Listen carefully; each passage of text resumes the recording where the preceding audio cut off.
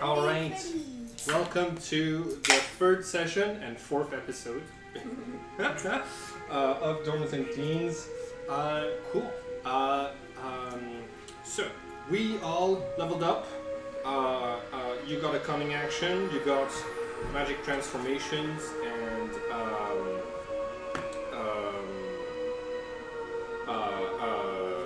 one extra spell that you can prepare, and you're now a circle of spores druid, and Xeris. You got the infusions. Which ones did you pick?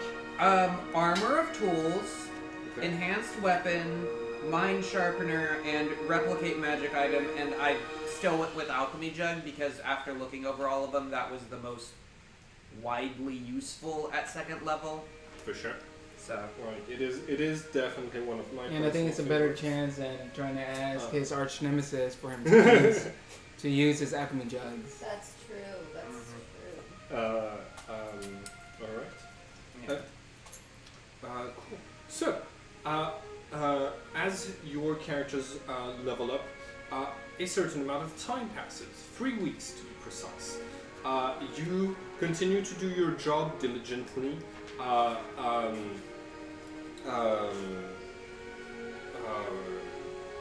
No major event happens for those 3 weeks, apart from the fact that each of you gets paid 20 gold pieces per week. So, on your character sheets, you can now write 60 gold pieces.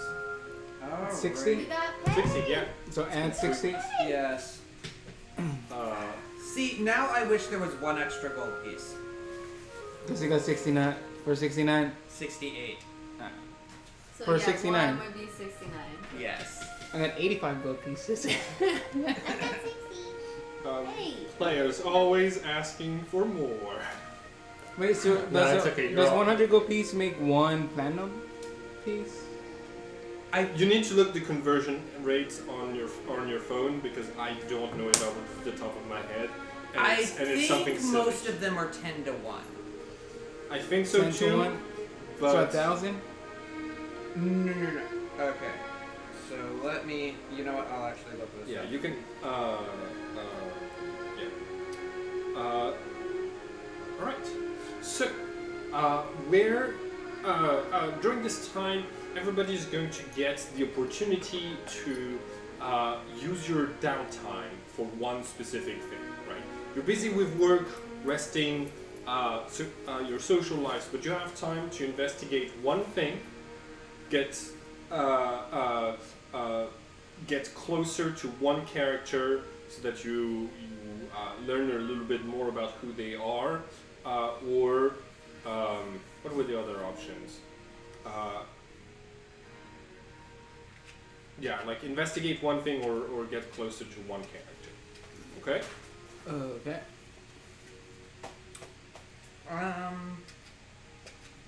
I can't think of any specific characters that Zares would be interested in getting particularly close to, so I'm going to say that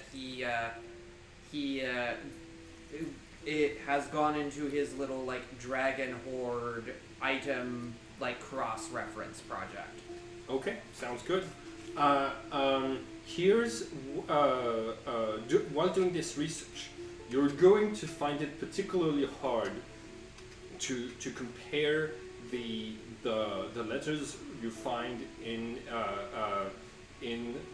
the margin notes of that book with any known language until you realize that it through your research in the library that it is Abyssal, the language of demons, not devils who speak Infernal.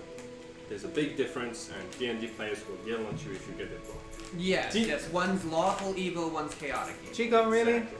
Demons, I am putting it back on his couch.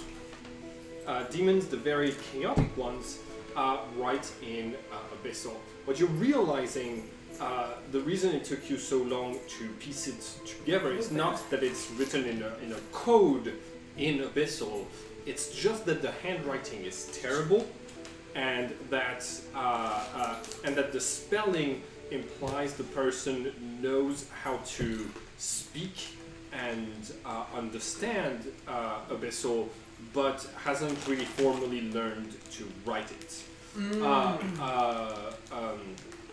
Like basically, like they're guesstimating a lot of like which letters would get used in which place, and on top of that, it's the handwriting of someone who is in too much of a hurry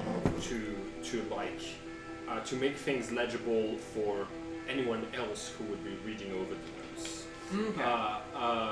You get the sense from this of an individual who's put under a lot of stress, time pressures, and who's very good at prioritizing things that aren't writing stuff down. Okay? Cool. Research or getting closer I to think it? I try to look more of my family because Sure. of the picture he saw of the press. You find that your great uncle Razan is the person who was in the picture.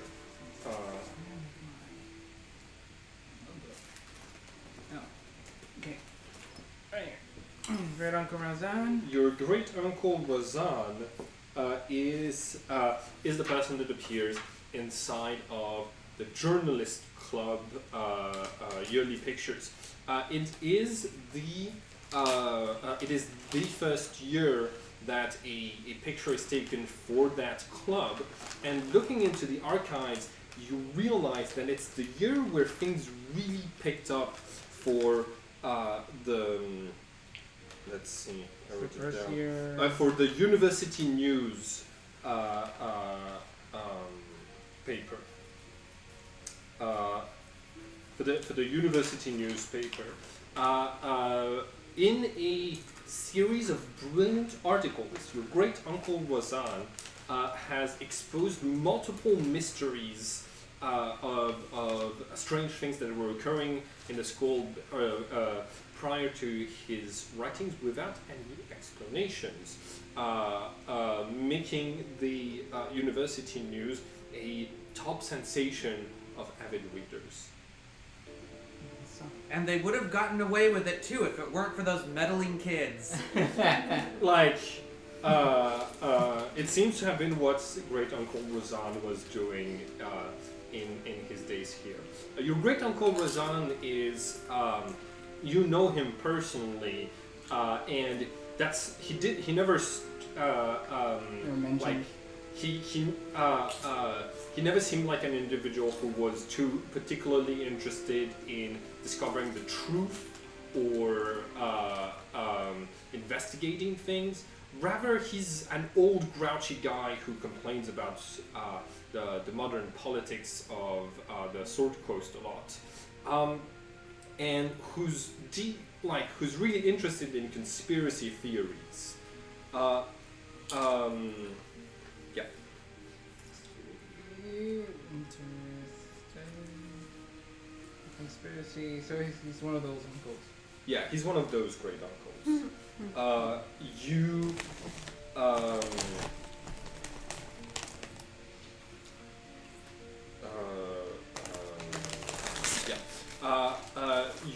You see that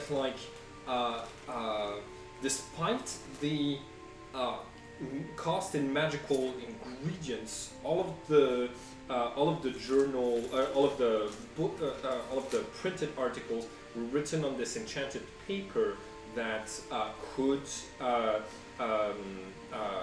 that would have one original copy of it, which could be modified, and it would modify all of the copies in case there was an editorial mistake that needed to be fixed. And that was implemented by your great uncle Razan.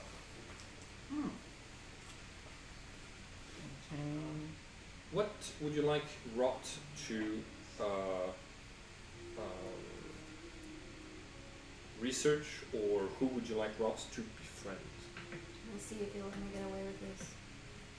So, with my circle of spores, I now have multiple things that deal necrotic damage. Mm-hmm. So I'd like to spend time with the necromancy teacher, learning more about how necrotic damage works and So necrotic damage, necrotic things are imbued with the essence of death or the opposite of life, right? So like undead creatures are animated and they're full of necrotic energy, and they have a semblance of life, but use its opposite energy to animate them, right? Like anti-life. Yeah, it's more anti-life than it is death, right? But it's like different from poison damage, which is a sort of like a poison that follows the laws of nature as opposed to being its opposite. Okay. As you. Necrotic damage follows the laws of urban planning instead. You're full of the jokes today, Gary. Sorry. No, it's great. I appreciate you. Cool.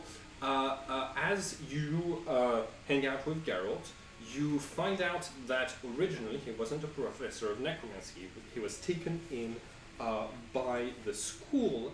What he used to do is he used to be a farmer, an extremely efficient farmer, because he would, with their consent, of course, reanimate the bodies of other villagers to work in the fields and for them to still be able to spend some time with their families. Unfortunately, groups of like every now and then there would be a group of adventurers who would come into town, fully misinterpret the the presence of 20 or so animated skeletons in the field and just chase him out of that village, and he would need to sort of like restart his life anew. You would think the villagers were trying to protect him or stop the village, stop the villagers. Well, like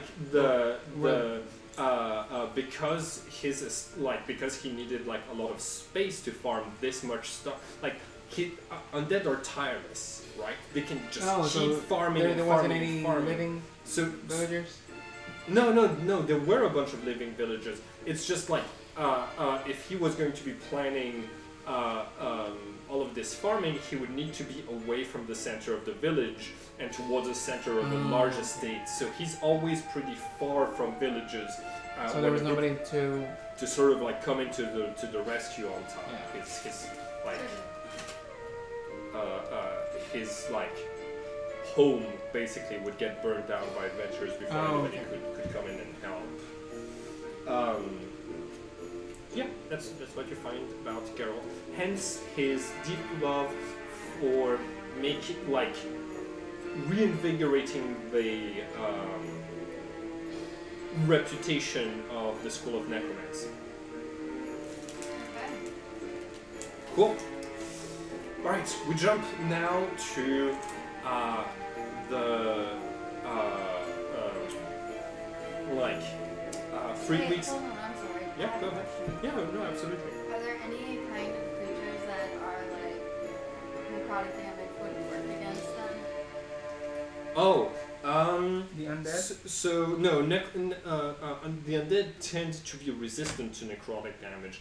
I'll tell you what. Very few creatures have resistance to necrotic damage, which means it's one of the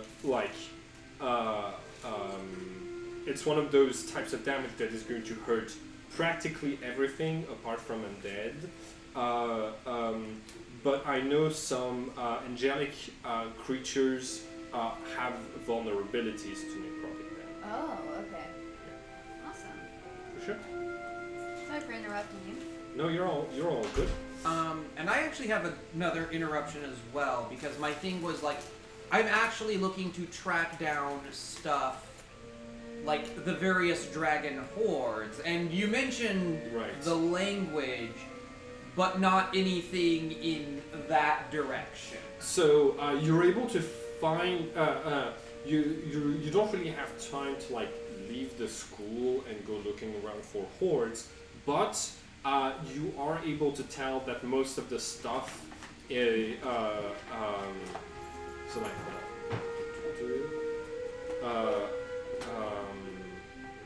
you are able to find that some of the artifacts that are written down as being part of the hordes of certain dragons are then also show up, like are scratched out, and also show up in the list of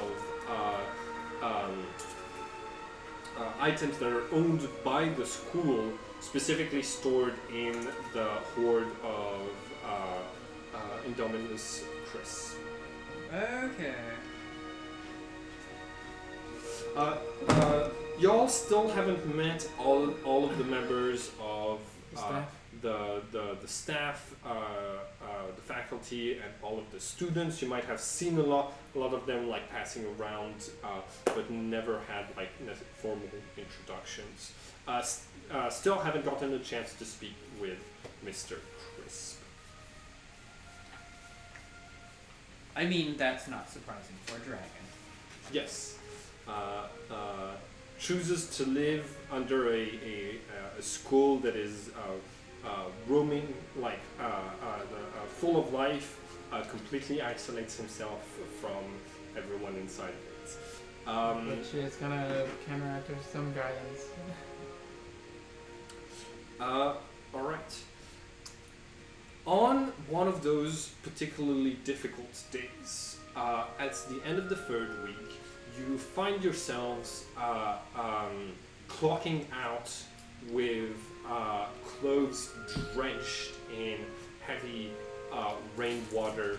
This close to the sea, the winds have frozen you to the bone throughout the day as you've been sort of like patrolling the grounds, attending some of the more dangerous classes and things like this.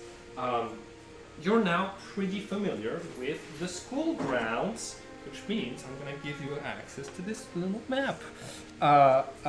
This is the central hall right here. Each of the schools have their own buildings. So School of Transmutation, School of Illusion, School of Abjuration, School of Conjuration right here, Evocation. This You says might want to show the camera too. it's a copyrighted image. Oh. The School of Dunamancy is actually going to be the Artificer's Towers. So you can pass it around, have a look. Yeah, it's supposed to be time magic, but it's lore specific to the world of Critical Role.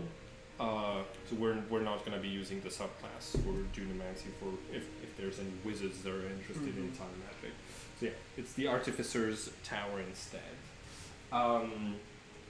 Cool.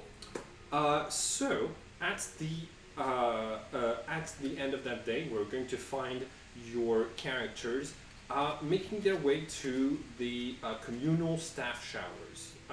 Most of the like dorms, bathrooms and stuff are like unigender. So yeah. Co-ed?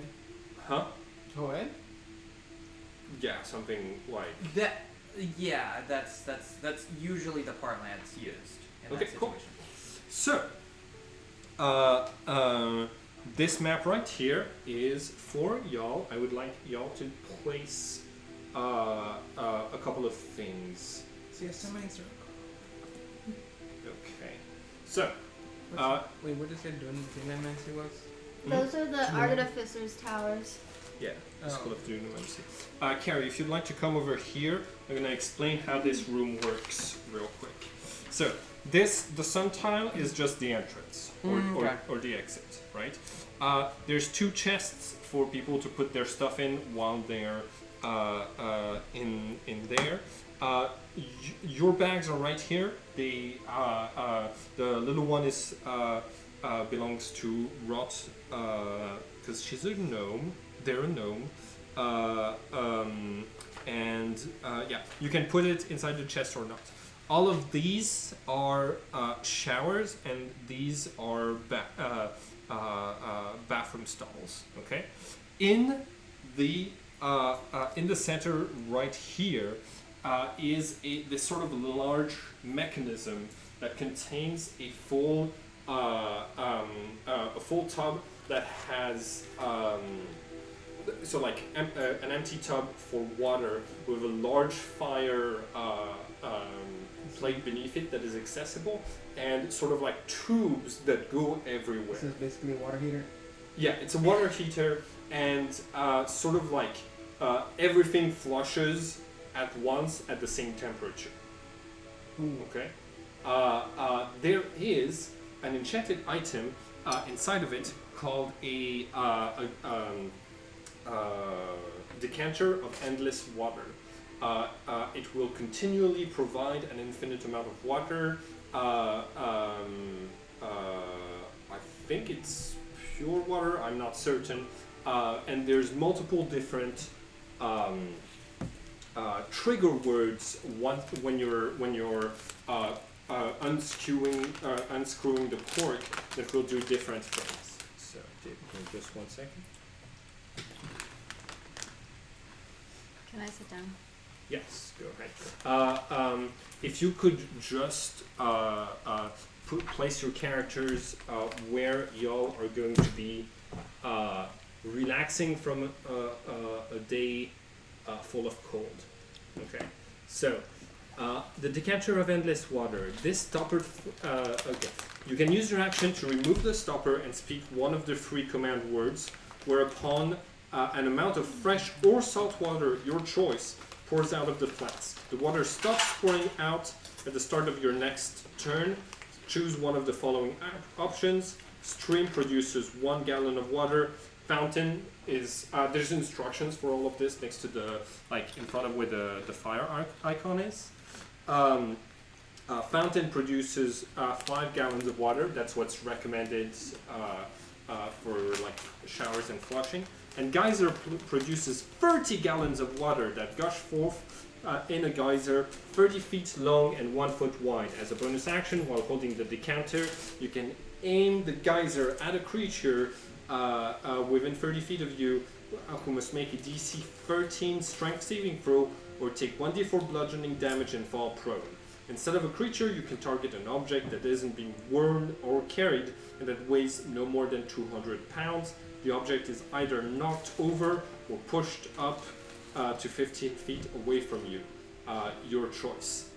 There's clear instructions to never say geyser when you're unscrewing the cork.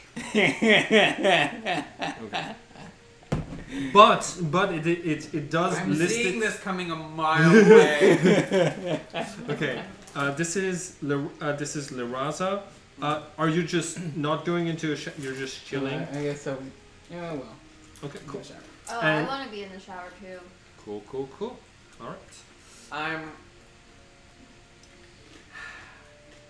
feel like Wile E. Coyote staring down the tunnel he's just painted and seeing the light of the train coming. Yeah. I don't know what you're saying. Okay. I'm thinking of the same thing.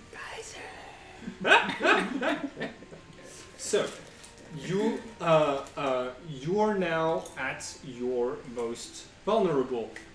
What towels are provided for everyone upon entering here? There's soap bars.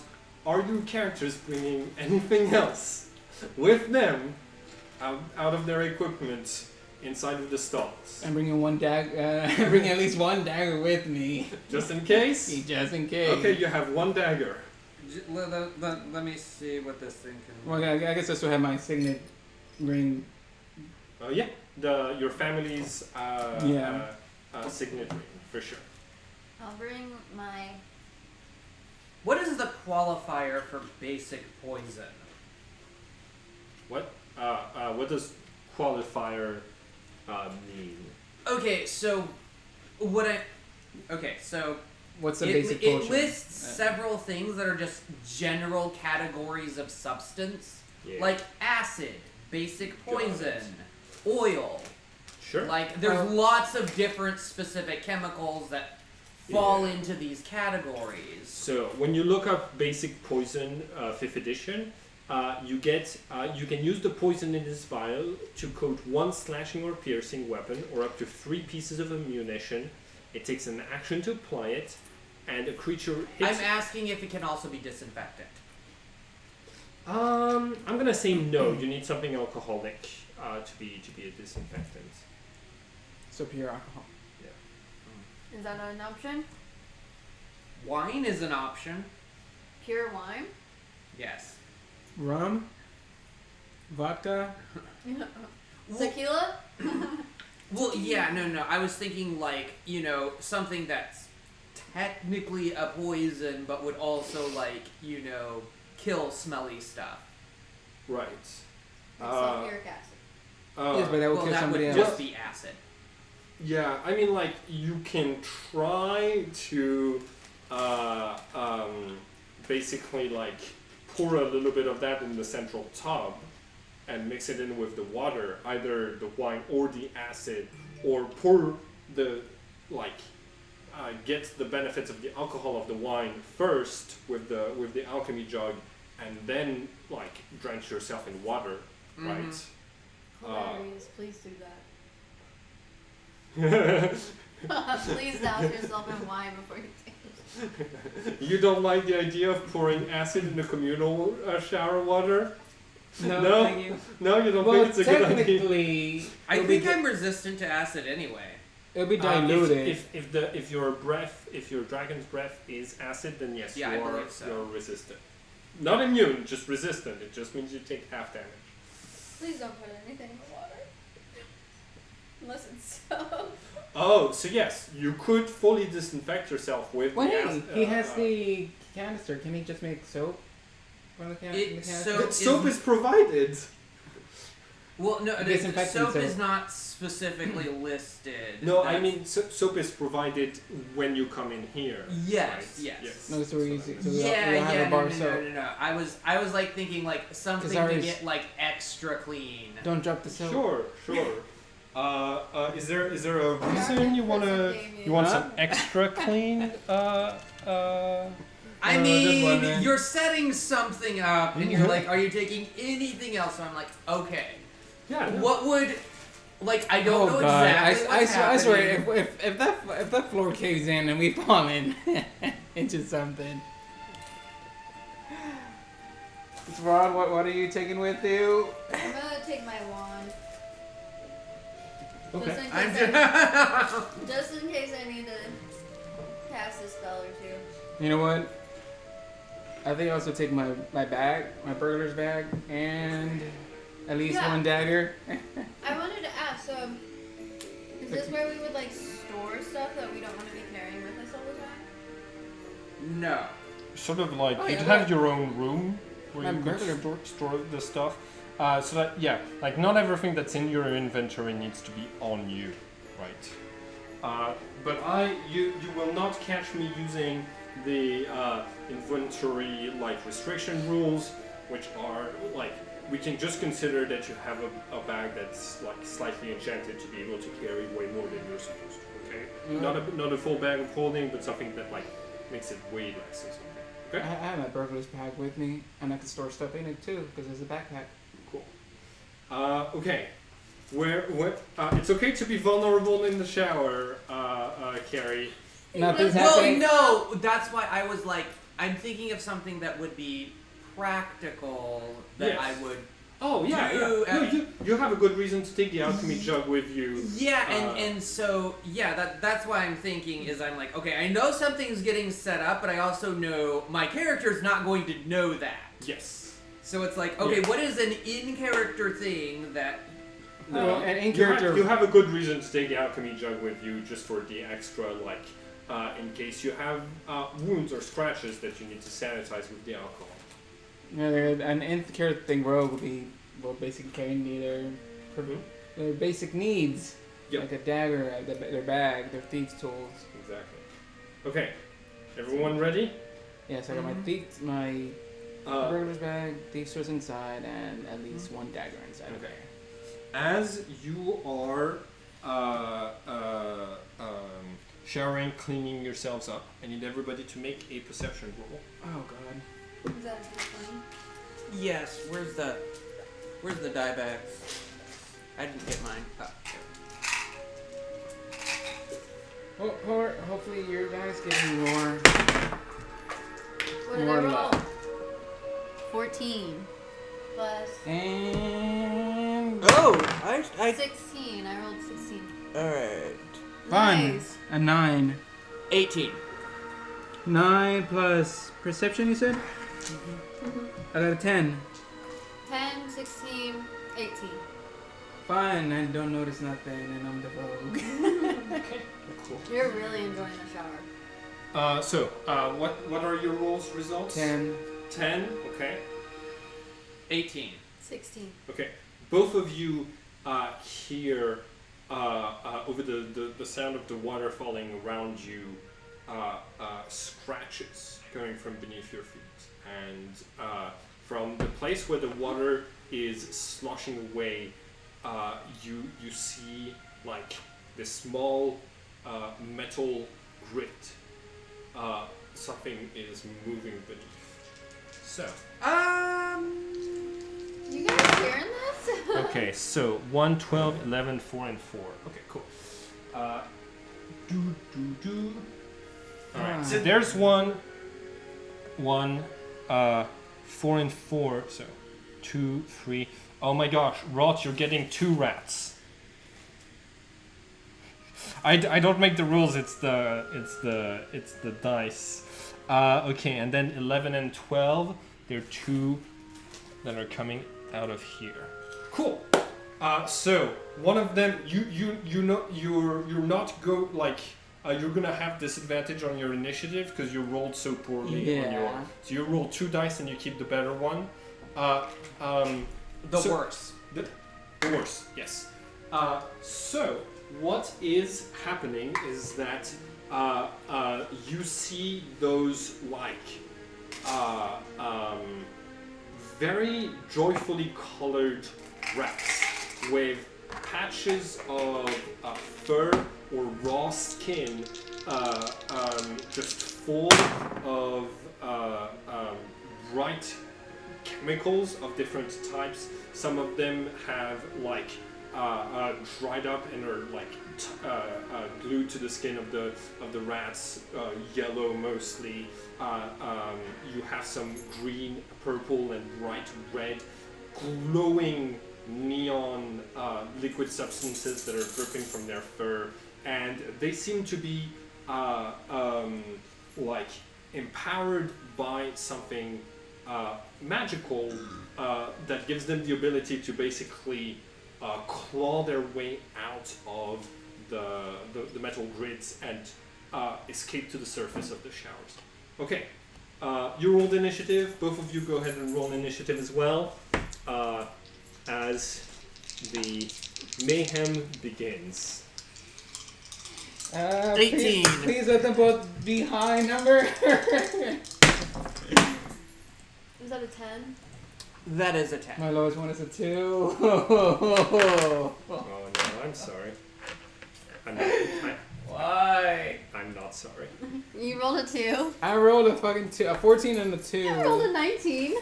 Yes, but I have a -1, so it's only 18. Oh, right. And then, Oh wait, what do we add to that? Our proficiency bonus? initiative is Yeah, initiative. It should be listed as initiative. +2, so I still got a 4. So. Okay.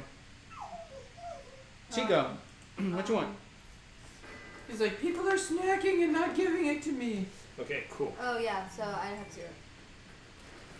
Yeah. Okay. 4, 0. No, I rolled a 10. Okay, cool. She was talking about her bonus. Yeah, sorry. So Naraza is at 4. What are you at? 18. Okay. Rod is at 10. And 18 for Xariz. Cool. And the rats.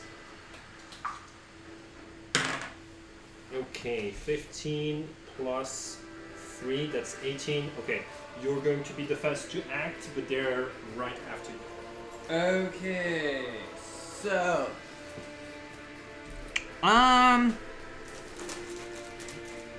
So you're currently only conscious of the screams of your friends coming from other stalls.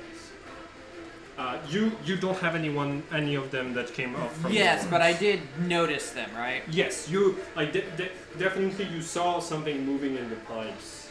All right, I am going to cast Identify. On the rats. Yes. Okay, cool. Go ahead and so yeah, you spend a spell slot. So you're supposed to target an item, but they have an item on them. They are imbued with magical potions, ingredients, solvents. This is a number of different magical products that seem to have congregated and that the rats have been exposed to. So you detect, a couple of drops of healing potion, a potion of growth that seem to be making them larger and stronger, but not enough to make their whole bodies larger. They just have like one of them has like a huge paw. Different forms of acids and some raw magical ingredients. Just bad stuff that ends up in the sewers of the magic school. You also notice one extra thing. They have on them the corrosive liquid that your Identify spell tells you is the bits of a gray ooze's acid. This is never good. They all seem to be running away. They are all wounded by Grey Ooze acid. And you do notice that their shrieking and aggressiveness might be coming from the fact that they are in danger. Sorry, I'm only the image. You don't get to read the stats of the monster before I throw it at you. So that is your action. Any bonus action? Any movement? It takes only five. I'm going to definitely I was trying to see what you're away from the describing. grate. Yeah. And I am going to tell them that there's a bunch of magical ingredients and a potentially dangerous gray ooze nearby. Great. Like, no shit. I'm like kicking the rats away from me. Okay. Do you want to move any more? That is only 5 feet to get out of here. Yeah, I will head towards the Can you? The fire. Yes. Mm-hmm. Okay. So you can move 5. So the diagonalies are the same distance. So you can you can move an extra 5 from where you were. So 1, there. 2, 3, Yeah, I think. 4. No, one more. One more? Yeah. Okay. 3. So yeah, 1, 2, 3, 4, 5, 6 total. Yep. Okay. Cool. That is your turn. Next up is the rats. Feeling as though they are in danger, the 3 rats that are in front of you are going to be attacking you. The other 2 come out of their respective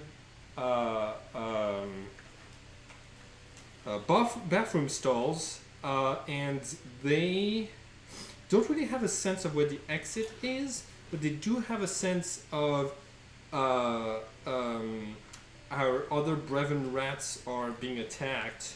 They're just gonna, one of them is just going to 1, 2, 3, and 4 start rummaging for your good berries in the bags. So that's 1. But wait, 2, we didn't bring them 3, in with us. 4. Huh? We didn't bring our good berries inside with us. Yes, we did. They're in the bag. Oh, they're in our bag. Yeah. But both of them need to dash to even get there. So on their turn, all they do is like get on top of the bags. Two of them are going to attack you, Rot, on their way out, and one of them is going to attack you. So your armor classes right now, being fully naked, are 10 plus your dexterity modifier. 10, 12. Okay. Yeah. Cool. Both of the ones that are trying to attack you miss. I rolled a 10 and a 9. Her. What is? Oh yeah. She has the two of them. You have My armor class is 10. 10. Okay, so one of them hit you, and yours is 12. 9 plus 5 is 14. Okay, each of you is hit with 1. All right. What's the damage?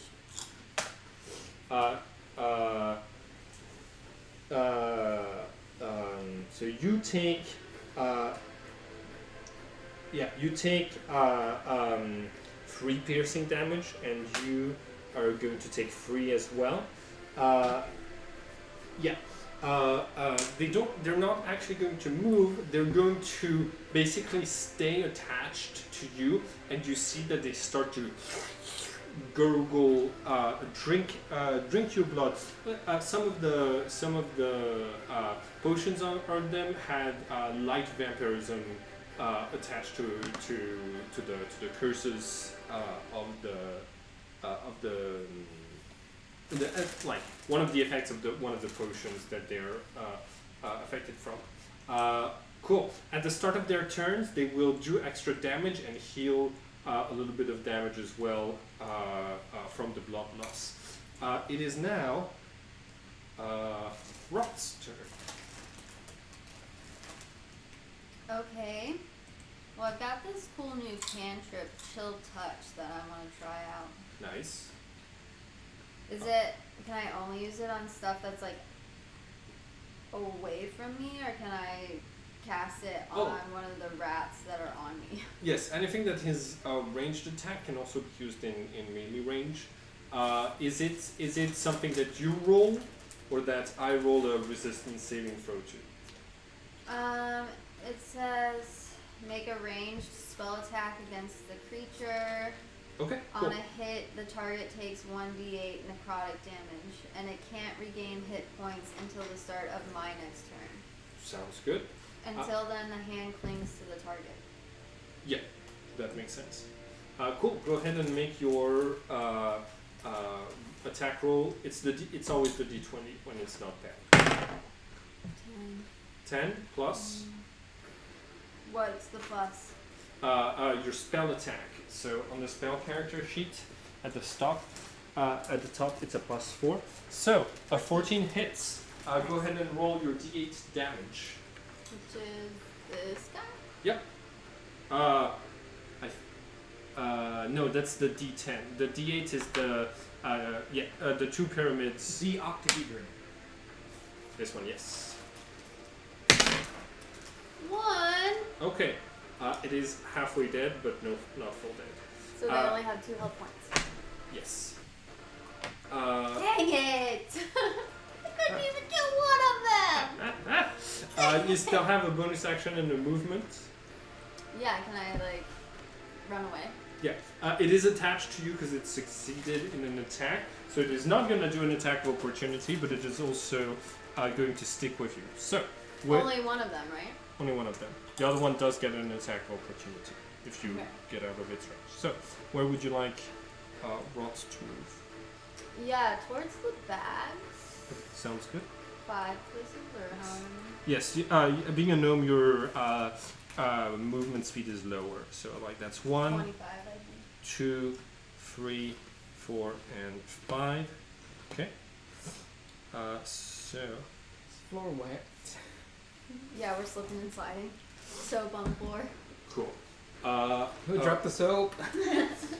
Please don't make prison rape jokes. Oh. That's a line. Let's Alright. Okay. One attack of opportunity. that is going to hit for 1d2 plus 1.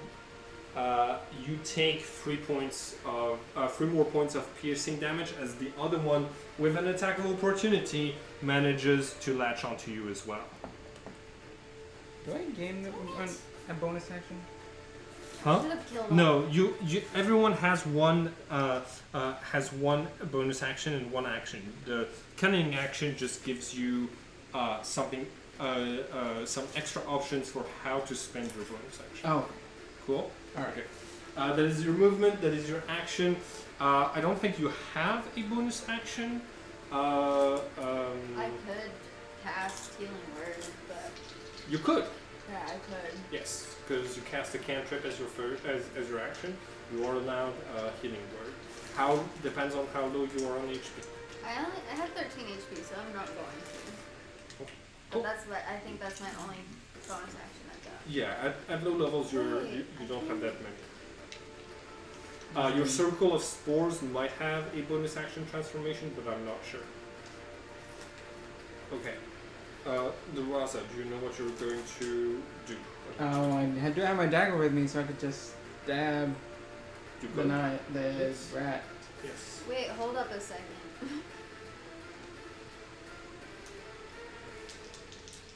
I have this thing called Halo of Spores. Oh. And when a creature I can see moves into a space within 10 feet of me, I can use my reaction to deal 1d4 necrotic damage. Okay. It's too late now, but maybe next time. We're going to say that while you were in the shower, the water was sort of like limiting your use of the spores, but it is something excellent to keep in mind, because reactions are it's another type of action that you only get one per turn, but it's always good when you're able to spend it, Okay. because occasions to spend them are limited. Cool. Now, if I have anything that moves in closer range to you next turn, then then you can use it. Cool. The Raza. So yeah, I stab the rat with my dagger. Cool. Regular attack. 20. Yep. Please let it be higher. A 19. Hell yes, that hits. Go ahead and roll your damage. You don't have any reason to have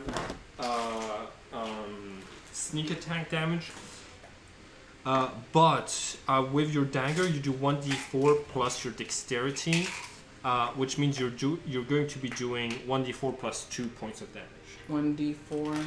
Yeah, it's the Oh yeah, right. That's it. just one period. Good snacks. Oh yes, nice. Yeah, good snacks. Carrie and I are just gonna eat them all. It's no big deal. Have you tried some of these? I've tried neither of them. 3. 3. You kill it. Good Sweet. job. I hope they killed it because it was right on me. Okay. Yeah, so is mine. I didn't try and kill mine. And that was one action. You still have a bonus action and some movement. No, I guess I'll move out over here. Mm-hmm. So, you know what? Fuck it. I'll go stand right. If you move away from this square, No, those two these get an attacks. attack of opportunity against you. Can I just run my bonus action to sneak past them? Yes, go ahead. Roll stealth. 20? Right? Hmm. Don't tell me A that. 2. Okay. I rolled a 1. Oh. Total. So 2 plus your stealth. Stealth. 6. So 8. Okay. Wow. Cool. So we both rolled a 2 on the die. But thanks to your skill, you're gonna be able to sneak past them, no attacks of opportunity. Sweet. So move up to 30, right? Huh? No, just move. That's No. 6 movements out of a square. It's 1, 2. What is this side? Is this one right here, right? Mm. I moved it a Yeah. bit. I don't know what it was. It's in the center of those 4 squares that you can interact with the. Okay. with it. That's your action, your movement, and your bonus action. Cool. Top of the initiative order. I bet you were expecting it was going to be your turn to play. Oh no, it's I mean, the goo. It's the gray goo. I've kind of noticed that after everyone moves, the enemy moves. Okay, 1, 9, and 12. All right. So. I'm scared. Okay. So 1 is going to be right here. Am I gonna have another creature on me? No, it's you're installed too. Good thing I moved. 12 and 1, 2, 3. Okay, and 9 is gonna be here. Question: So, how wet is the floor? pretty wet, but not enough to be difficult terrain. We can't even take a shower in this place. Nope. I think it's probably a nice moment for him to be vindicated because for 3 weeks you've seen him you've seen the Raza take a dagger with him into the shower. That's what's he takes his alchemy jug, he takes his dagger. I take my wand. You take your wand, and suddenly it's oh, maybe we were right to you if you're taking this to the shower, I imagine you sleep with your wand and your Then dagger on the pillow. Yeah, yeah. Definitely. Like, yeah. So, I There you mean, go. as a rogue, you never leave yourself completely exposed. yes. Cool. So, we are going to see 3 little elementals Oh god. emerging from the shower drains. One, so they seem to have been animated by some magical process.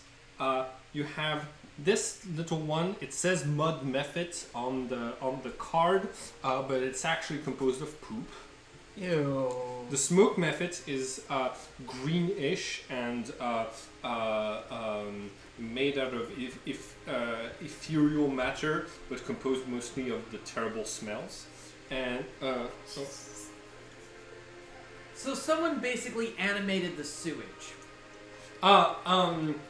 you based on the potion ingredients, you realize this isn't Somebody's handiwork, but this is more of a poorly discarded Waste potion. management. yeah, waste problem. management issue, and the gray Oh, ooze, literal, in a sense. and the gray ooze is showing up from here, from this side. So we get the gray ooze and the elementals at the same time? Yeah. What were you guys saying about a DM never trying to kill you? Huh? Okay. Cool. I'm gonna roll initiative for all 3 of them. You have +2 dexterity. I mean, he hasn't tried to kill us yet.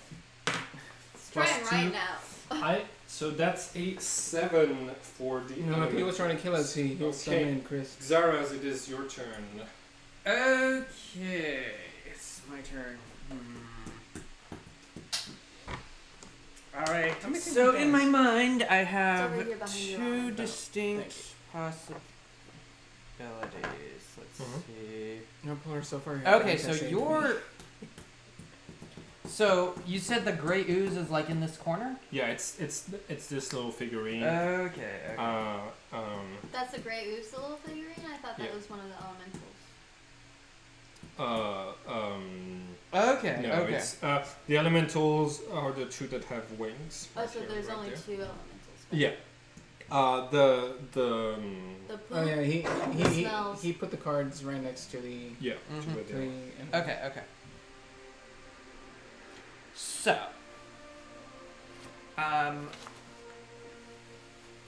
what I'm going to do is I presume I'm aware that something's coming up. Yes, Where you. the gray ooze is. You are seeing splashes of the animated things oozing out of their respective stalls. Okay, so I'm going to tell La Raza to get the magic flask I was planning on doing and to head towards this stall where the gray ooze is. Okay. And I am going to make a dash for my stuff, which should have alchemist supplies. Sounds good. 1, 2, 3, 4, 5. Okay. You get there.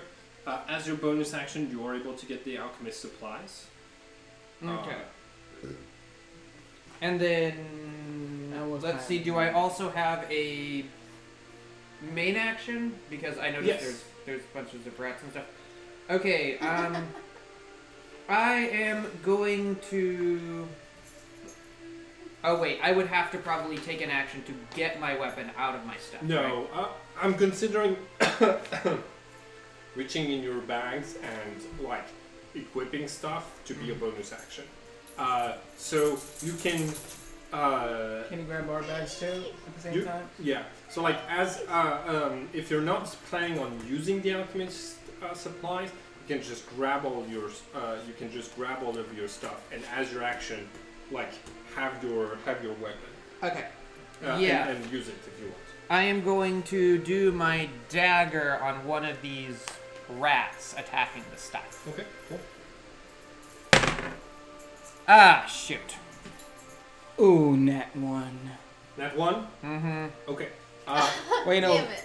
We're not With having his luck. negative initiative.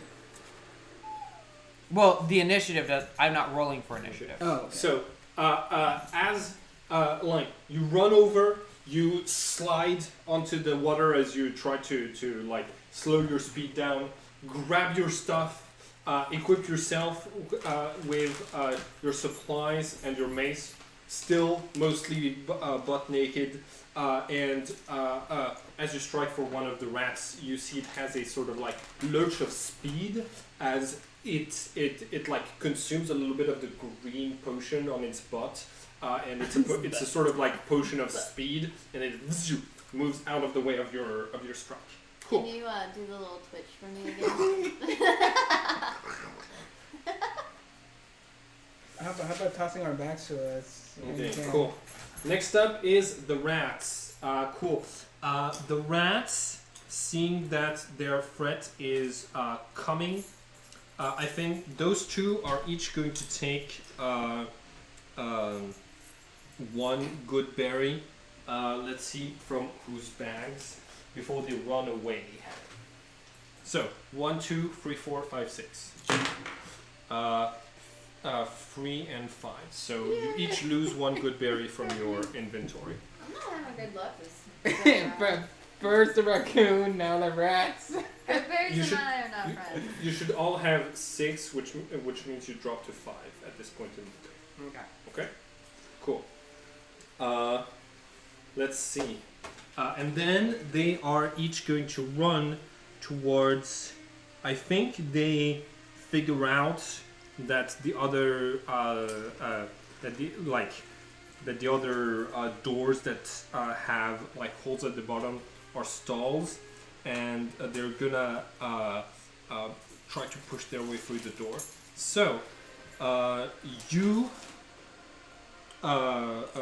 you can get an attack of opportunity on one of them. Me? Yeah, Yes, you're Okay. closer to the rats. as they try to. Do I need to roll my d20? Yes.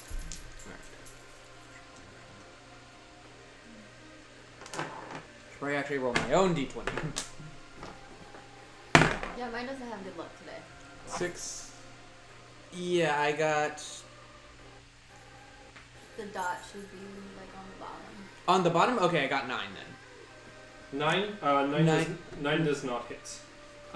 Those two rats escape. The two that are on you are going to do. Where's my d4? Remember, one of them still has the chill touch on them, so They can't heal. they That's can't right. heal. So, yeah. At the start of each of the rat's turn, the character loses 1d2 plus 1 points due to blood loss. Okay.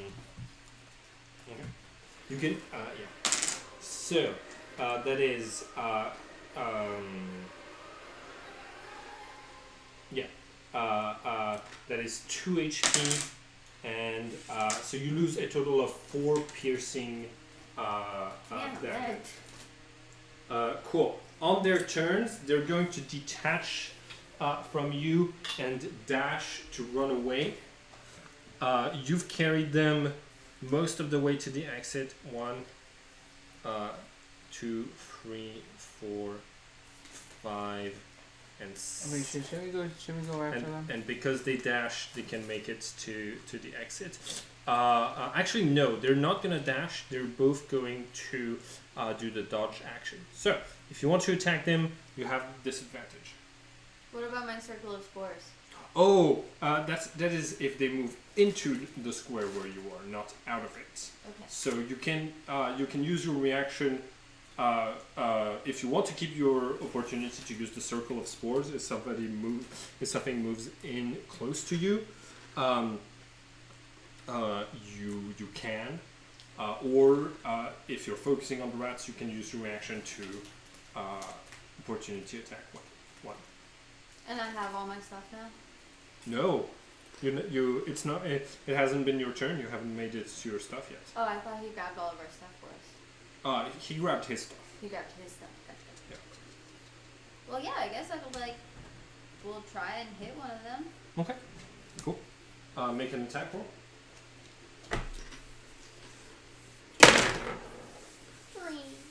3 plus. What's your dexterity modifier? 0. Okay. So that's going to be a 5 thanks to your proficiency bonus. 5 is not enough to kill it. The rats escape the battlefield. Well, no, these two are still right here. Cool. Next up is. So Wait, maybe- can I use So does that mean a there's 2 bonus rats action? running Or- along in the school? Oh, that wasn't even my turn. Yeah, that was them running away from you. It is your turn now. What were you saying? Yeah, there's 2 alchemical rats. 4. Well, 2 of them have made it out. That are running out in the school. The other 2 are exiting right now. I wonder if I should go chase those rats. And leave the elementals in the goo? I said 1. Oh, that's true. Why chase down the rats? I feel like the rats are not the issue right now. True. But they could potentially wreak havoc throughout the school. Yes, they could wreak havoc. Let's see. Wait, it's your turn. It is my turn.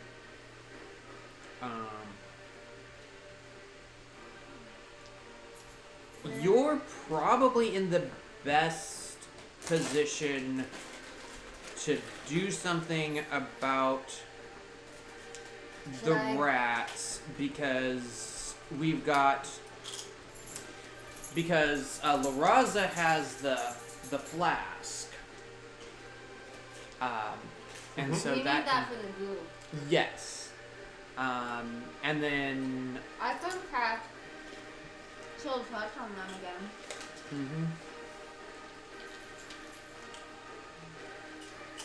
Which is probably stronger than infestation. So I'll do that. I'll Okay. chill touch again. I wish I could freeze them. Roll your attack roll. I'm standing up. 6. Plus 4 is 10. 10 is not enough to hit them. What the fuck? Okay, you still have a movement and bonus action? I want to get my stuff. Okay. Yeah. And then can I eat a good berry for a bonus action? Yes. 1, 2, 3. So you regain 1 HP. I'm the only one without my stuff. I'm so butt naked. With a dagger. I mean, I'm not wearing anything either. I just grabbed my dagger to try to stab at the rats. Hammer. It is the turn of the elementals. One of them moves here. He enters your circle of spore. You already used your attack of opportunity, so that's your reaction for this turn. You're not able to use your circle of spores. Sorry. I remembered it as I was saying it and giving you the opportunity. Wait, what? You only get one reaction per turn. Did I have a reaction that turn? Yes, you use your opportunity attack to attack one of the fleeing rats, and you missed. Oh, that was during their turn. Yes. Gotcha. It's one reaction per round, basically, before we restart the round. Dang it. Okay, cool. This one has a movement of 30 flight. It's just gonna move to here and assault the Raza with its terrible smells. The Grey Ooze has a movement of 10 feet, so it moves 1 and 2, and that's the Grey Ooze. Oh no, it's actually gonna dash for 20 feet of movement. There we go. That's all of its actions. The Mud Mephit can move 20 feet, so it moves in with Xaris, and it is going to try to smudge itself all over you. Cool. So, the Poop Mephit is going to do one attack On Kazars. on Xaris, that's correct. So Uh, sorry. 6 plus... Can a cantrip be done as a reaction? if you're a Warcaster, yes, but you're not a Warcaster. Okay, it just got dark. Yeah, you got a Tap. tap. Whoa. There you go. Alright, it has a +3 to attack. So, my attack is 9. Your armor is 10 plus your dexterity modifier when you're naked. What is your dexterity modifier? -1. Yes, it means I hit you, because meets it, beats it. So you take... Meets it, beats it. Yeah, that's a good way to remember it. You take 4 bludgeoning damage as a fistful of poop stains your scales. Maybe. Hold on. The Smoke Method is going to attack you. You see that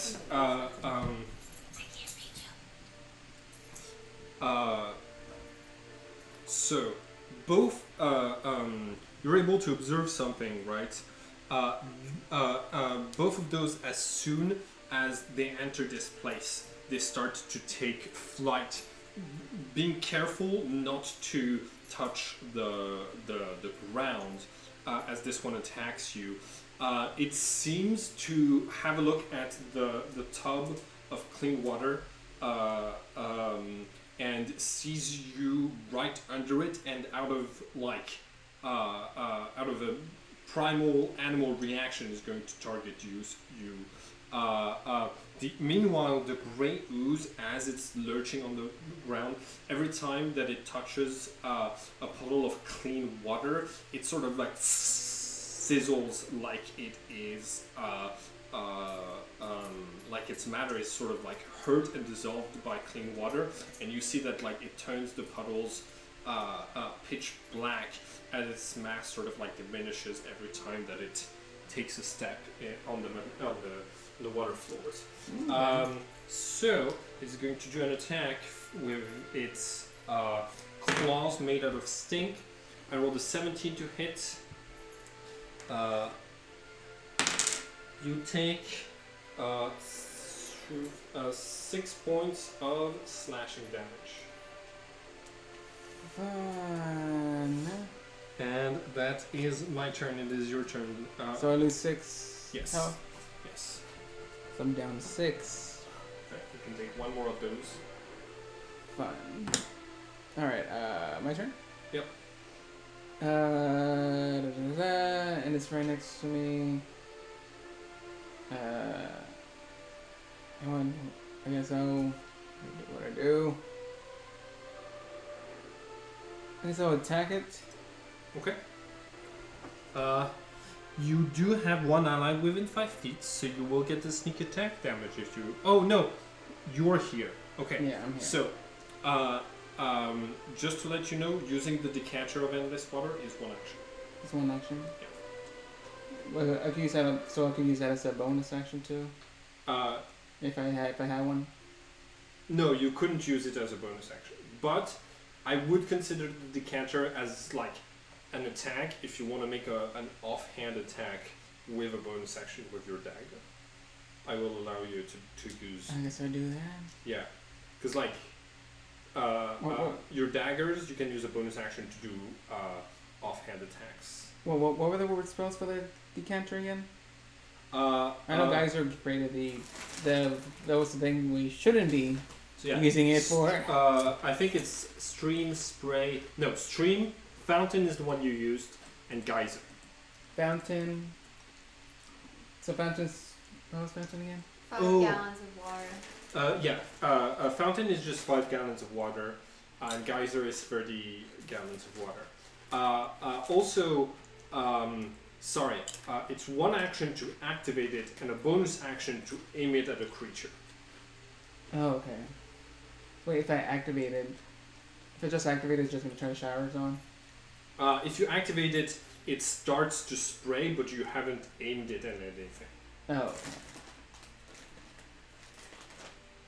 So you won't be able to do an attack with your dagger. Can I aim at the ooze? No.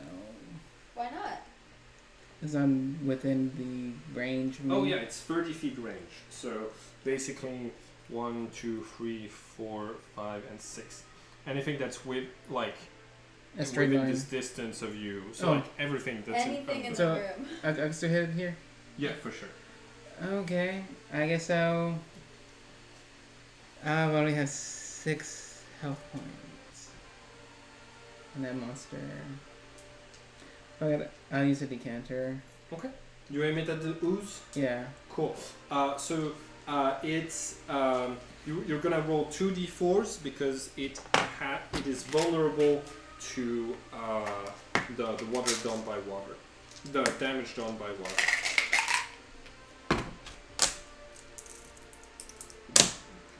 Two and 2, so 4. Okay.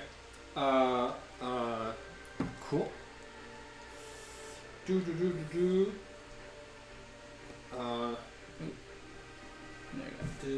go. Okay.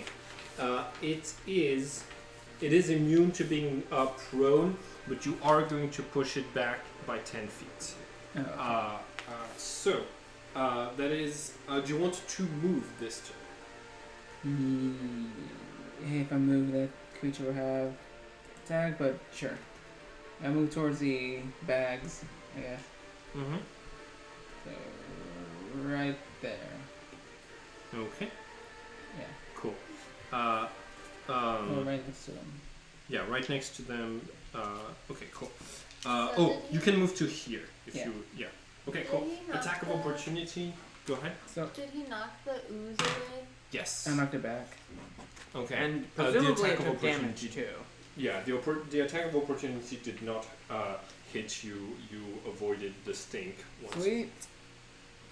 Cool. New turn. That is going to be Xaris. Okay, so cantrips only count as a proper action, right? Unless if they specifically say that they're a bonus action, yes. Okay. There are no cantrips that are bonus actions, as far as I remember. So. Okay, so I will use. So, let's see. Does it take time to use the alchemy jug? Hmm? Does it take time to use the alchemy jug to do something? One action. Oh, one action? Yeah. Okay, so I am going to use the alchemy jug for pure water on the on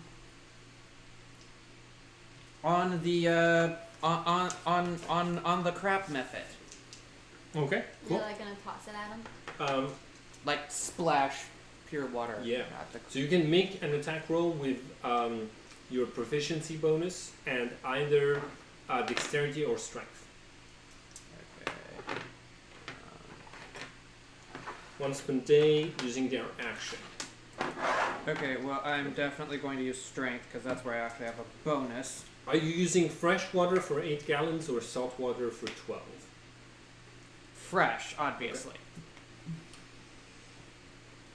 This is pure fresh water.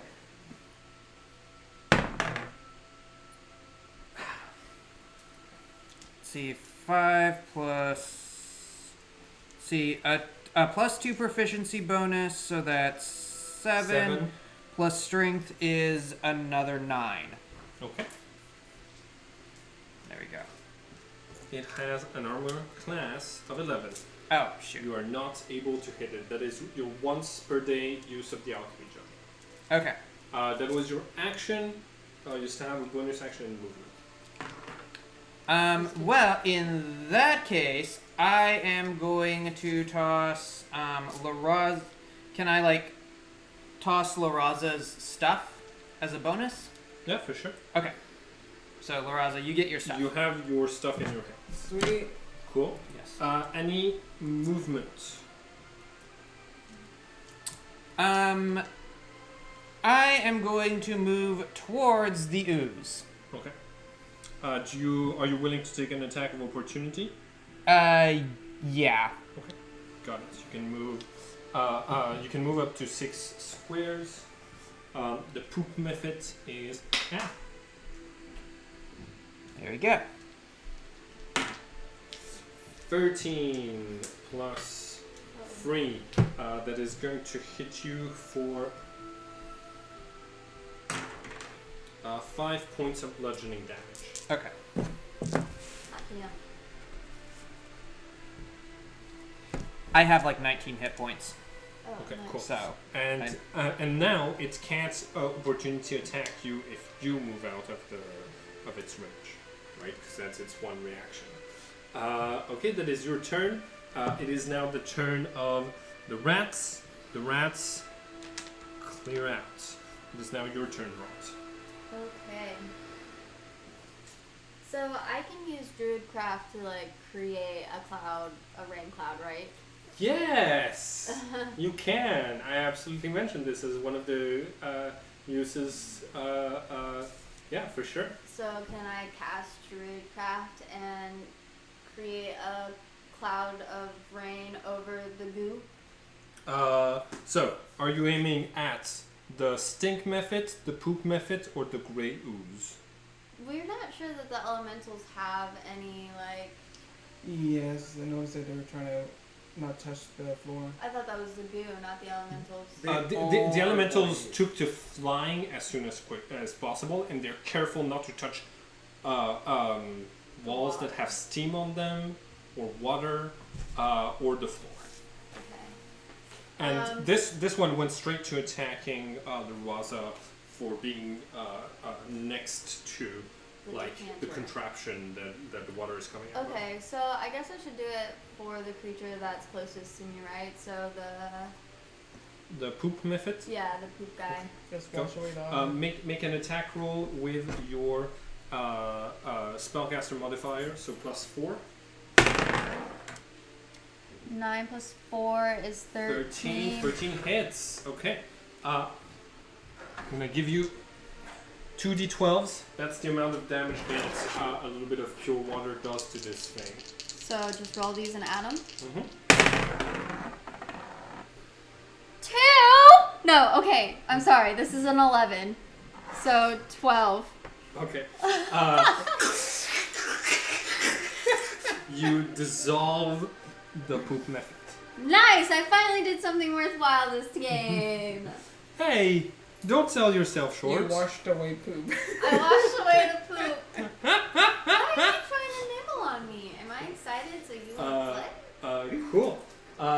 The stink method sees that you have the decanter and is going to move to attack you. The ooze is going to dash to be in melee range of La Raza, but also to be in melee range of Gazaris. So it's not using its. So it won't be able to use its action, but it is also between. Has placed Gazaris between it and the person holding the decanter of endless water. Cool. So one attack against Gazaris. Would it have to activate it again? Huh? Is it already activated, or is it still? It is pouring. It is gushing water. But at the end of your turn, it stops gushing water. So it's like just for your turn that you have the. I was saying before I use it again, and I'm gonna use my action and bonus action. Yes. Okay. Yes. Making sure. Okay. Cool. What is your armor class? Mine. Yes. Your dexterity modifier plus 10. 10, 12. Your dexterity. Okay, cool. With a 12, I exactly hit you. Oh wait, for saving throws? Hmm? For saving No. throws, or this one right here? Yes, this one. Yes. Oh, yeah, 12. Okay, cool.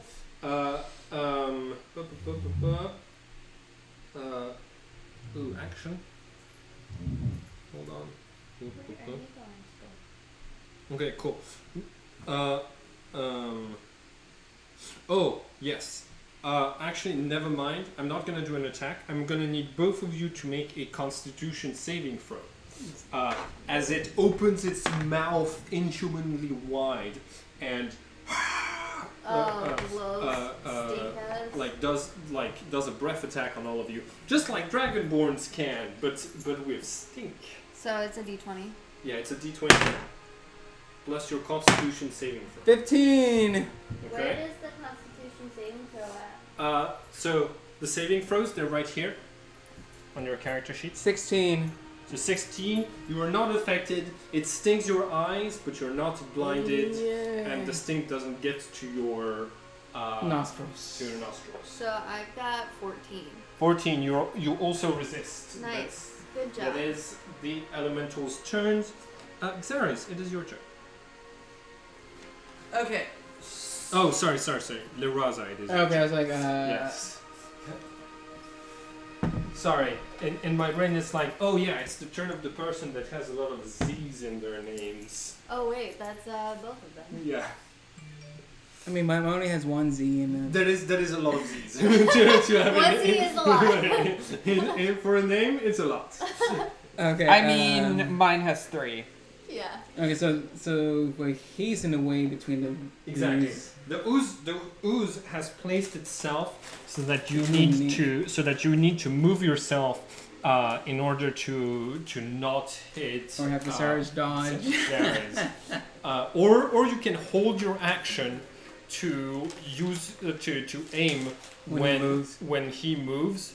The problem with this is I can get attacked. A, there is that. B, using your like holding your action means that you're using your reaction to activate it when the time comes. So holding your action means that you don't get attacks of opportunities that turn. Okay.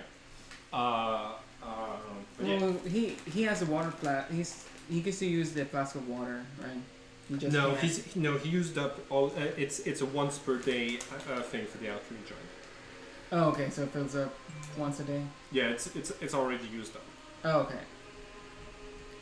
How big is the opening on the alchemy jug? I still have it, right? Yep. So can he? And what size is the gray ooze? Ooh, it's pretty small. Okay. Mm-hmm. Okay. Yeah. I see. Okay. I see the gears turning. All right. Mm-hmm. You know what? You want? I think I'll try to take a. I'll get my equipment back, right? Yep. So I got my. What does my damage? I really just want to use my hero explorers. I was to say, you know what? Okay. What's we gonna do? Can I just hide and sneak attack him? Gonna just use my cunning action to hide and sneak attack the stench. Sure. Benefit. You need to move to a place where it can't see you to successfully hide, and then get back to it in melee to attack it. So, unless if you're disengaging, you're putting yourself in harm's way for an opportunity attack to get out of it this turn. The way that a typical rogue would do it is do one attack without being hidden, bonus action disengage, movement to get yourself in a spot where you can hide. Next turn, bonus action hide, move to it, and then use your action to attack it with. So attack, disengage, move. Next turn, bonus action hide, move to attack, and attack. Okay. And that would be a sneak attack. And that would be a sneak attack. All right. I think I will attack it first, then disengage. Yeah. Make your attack roll. Please let it be high. 1. Oh. Okay. Wow. You Miss. you attack it, and as you do, it sort of like dissipates itself in half as you pass, and then it sort of like twirls in the air until it's facing you, presents a butt and farts in your face. Okay, Xares, it is your turn. Okay, I am going to try to bottle the gray ooze in the alchemy flask. Okay. Make an attack roll based off of your dexterity. This isn't a strength attack, this is a dexterity attack with your proficiency. And I'm putting the difficulty as its AC. It is moving pretty slow. Great oozes have... shoot. Okay. It has an AC of 8. Yeah, but it's dexterity and then proficiency. And yeah, even with what I rolled, that's like 2. Okay. So as your action, you try to... So like you catch part of it, but other parts of it are under... seeping through, like, you know, the place between the tiles on a tile floor, and it is like moving up towards your hand. That is your action. You still have bonus action and some movement.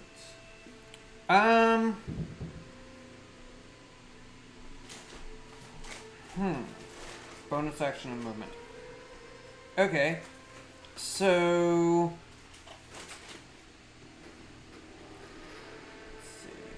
I am going to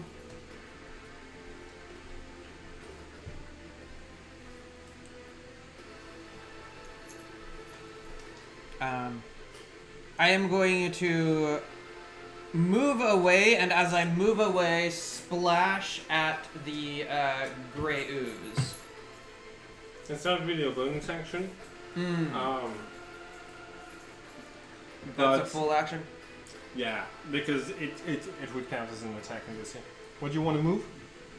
I am going to move sort of towards everyone else. Okay. Away from the... Yeah. It only has 10... it has only like 20 feet of movement if it dashes. So if you move all 60 feet of movement, every square is like 5 feet. Yes. So it would it could get to you with its full movement by going here and here without dashing. So it could attack you if you don't move farther away. Okay. And here it could get to you but not attack you. But as you're moving away from it, you get an attack. It gets an attack of opportunity. So pseudopod plus 3. That is a 15 total. So it does bludgeoning damage. That is 2 points of bludgeoning damage plus acid damage. Are you resistant to that? Yes. God damn it. Okay. Are you resistant? God damn it. And I rolled a 5, so you take 2 bludgeoning and 2 acid. If the target is wearing non-magical armor, its armor is partly corroded and takes a permanent and cumulative -1 to the armor class it offers. I am not wearing armor. Yeah, you're not wearing armor. So, after having it, that is 4 points of damage to your character sheet. So we have our weapons where we're still naked. Oh yeah, it takes like a minute to put on certain armors. Like the heavier ones, 1 hour if we're like playing by realistic rules. Cool.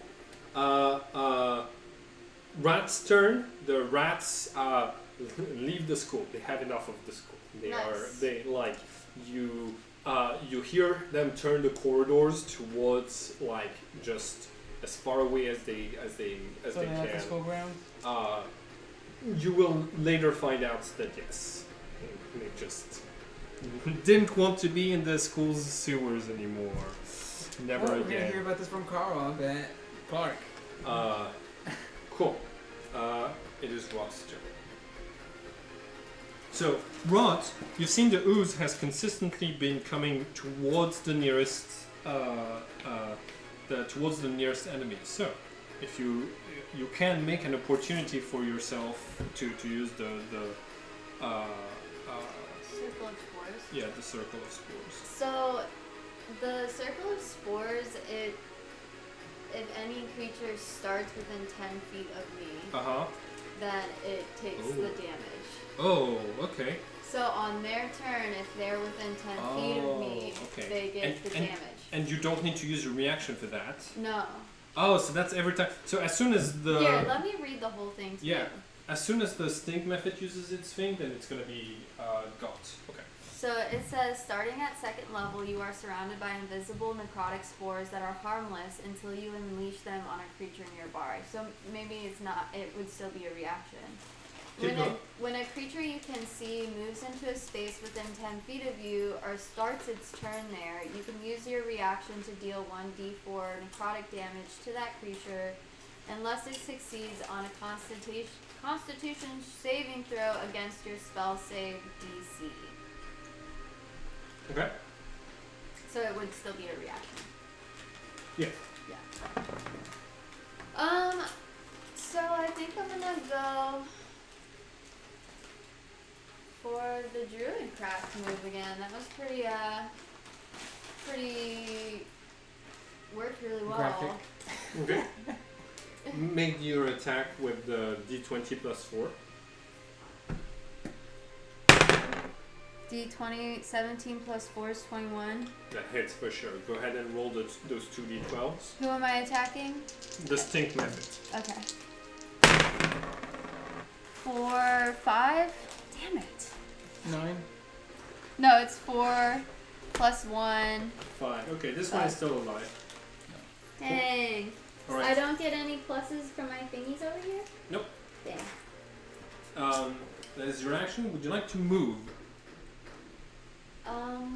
So you can either have this one start its turn within 10 feet of you, and then you'll be able to do damage to it with the circle of spores. Or you can move over to closer to the ooze and hope that the ooze moves towards you, so you can activate the circle Okay. of spores.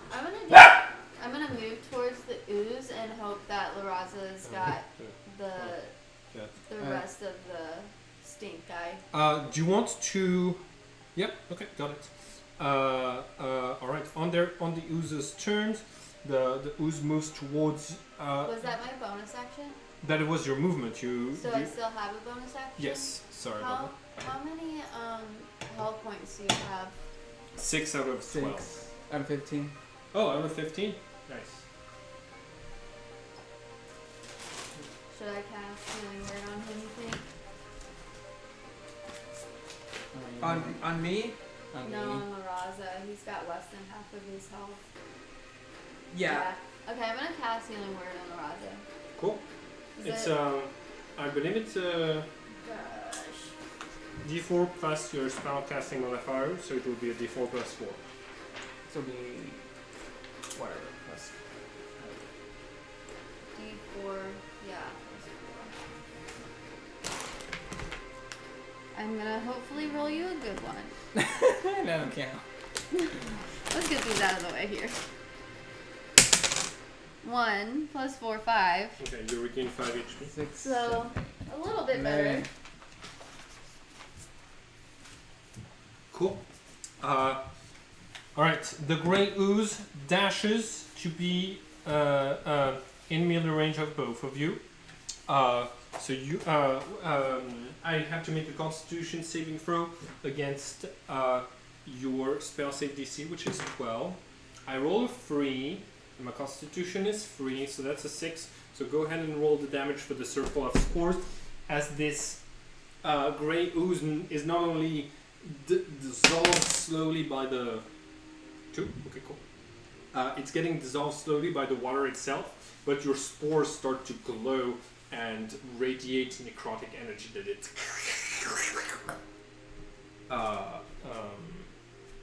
react very poorly to. Gosh darn it. I'm giving up on it. It's nice. Just leave it off. Can you still see us all? It makes it very hard on the camera to... We're just opening the window. There we go. Okay. I don't think the window would light up the map properly. Cool. It is in a pretty sorry state. It's pretty solid. The stink one is going to attack you once again. You have the decanter of endless water. It is afraid of you specifically. Can I use a decanter to block the attack? Oh, natural 20! Hell yes. Fine. Okay. I'm so glad I passed that spell. So 2d4 plus 2 slashing damage. 3, 4. You take 6 points of slashing damage, and that is the turns of the ooze. 11, it is. 10, 9, 8, 7, It's all of you. Okay, so me. Good thing you cast it, because I would have been dead. I know, that's what I'm saying. Or near death. Alright, so I have my alchemist tools. This thing is vulnerable to water, right? Being my, Yeah. my turn. Can I basically... Oh, sorry, you're right. Because the rod moved, so it would have been my turn. Yes. Yeah, it would be my turn, right? Yes. Okay. Sorry. It's fine, alright. You know what? I got my weapons back. Yep. I will slash at him with my short sword. Okay. Cool. You can make an attack with that. 14. Hell yes, that hits. And you know what? I thought of something that I should have done A earlier D6, for everyone. right? 2. Okay. Plus your dexterity modifier, so that's 4 points of damage. It's not dead, but you have a bonus action. Can I die with the dagger? Yeah. Go ahead and make the attack roll. 10 Plus. what was it? Dexterity. Dexterity. So 12? your attacks are right here. 14. They're all plus 4s. Okay. Because it's your proficiency plus 2 and your dexterity plus 2. Okay. So go ahead and roll a d4 points, d4 damage. 4. You finish it off. You are able to disperse it completely. Yay, I I knew you could do it, survived. Raza. Cool. It's like, oh, finally the stench is gone. Yeah. Xares, it is your turn. Okay, so what I am going to do, since I have my alchemist stuff, is presumably I can make pure water happen, right? Not in a single turn. Not in a single turn. Okay. Not in a you can make you can start some alchemical reactions.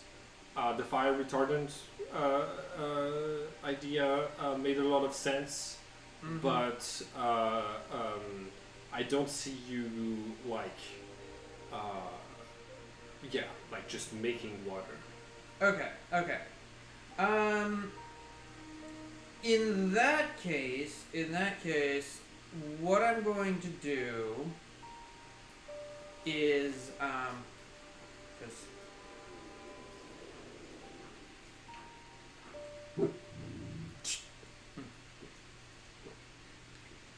is am going to.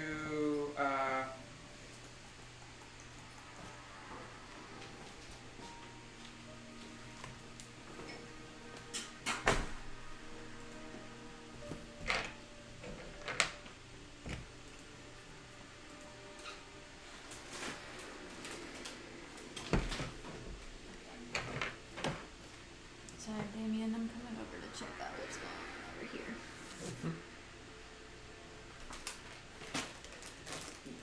You know, I definitely know I'm not at the level to do this, but I did have a really interesting idea involving my breath. Yeah. Acid breath? Well, I'm pretty sure this thing is immune to acid, but my thought is, could I transmute the acid into water and spray the ooze with... You make an Arcana check for me real quick. Arcana? Sure. I was using my lightning breath on the floor since it's so wet. Let's But see. then Arcana. one of 21. 21, hell yes. It's only got resistance to acid damage, not immunity. Okay. Then I will. I will. Do that? Yes, I will spray my acid breath at this thing. Okay. Because Spray it's a line attack too. Okay. So it's like. And somewhere down the hall, we hear the dog. Yeah, you hear the school's blink dogs encountering the mutated rats. And a terrible battle ensues. Yeah. Alchemical rats versus interdimensional dogs. That would be something worth watching. Cool. So I make a Constitution saving throw. I believe so. Yes. Okay. 5. I take half of the damage. Go ahead and roll your acid breath. All right. I believe that's going to be a D4. Okay. Because this is just like natural weapon. Like I said, I was also using my lightning breath. 3. Okay. It had. Oh no! It still had 5 HP left, so it is still alive. Dang. You have a bonus action in movement. Bonus action and movement. It'll come. Okay. I am going to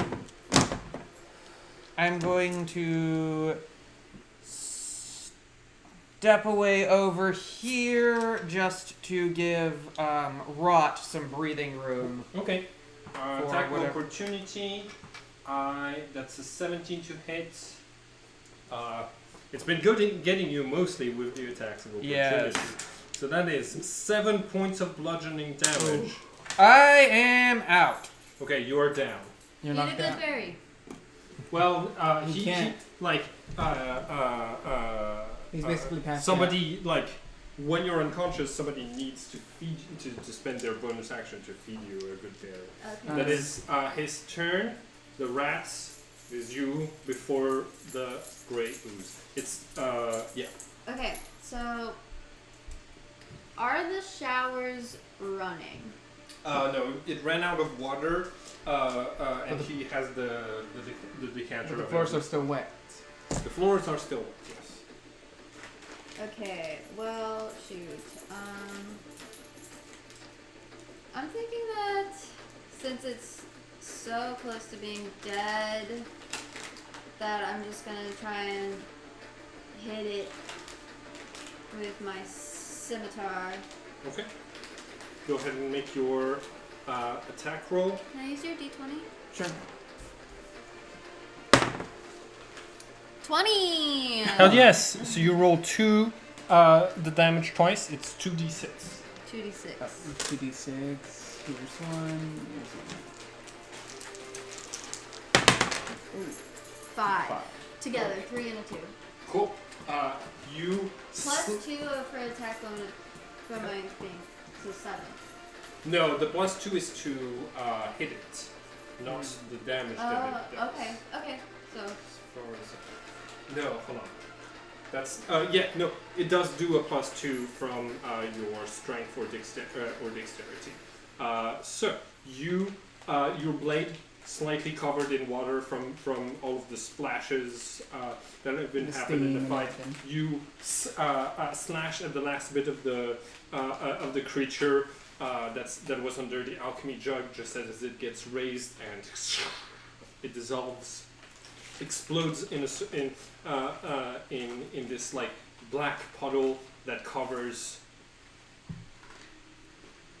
Honestly, just you and Liraza, you're safe from needing to take another shit. If the creature wouldn't have died, could I have used my sneak attack on it since she was attacking him? Huh? If the creature hadn't died, could I have used a sneak attack on it to finish it off? Because she was in melee range with it, then yes, you would have gotten the sneak attack then. Oh, okay. Okay, and for my bonus action, I'm gonna get into Kazar's bag and feed him a good berry. Cool. Xaris. I like how you use his good berries. Yeah. Good berries. Xaris, yeah, not my good berries. Xaris, you lose one good berry from your. And I'm up to 1 hit point. Yeah. You're welcome. we haven't had breakfast yet today. Right? I know. We started off with 6 good berries, he said. Yeah, so, alright. Yeah, no, you had breakfast, and this is like after your shift and after your last meal. This is the evening. The evening. Okay. Yeah. Okay.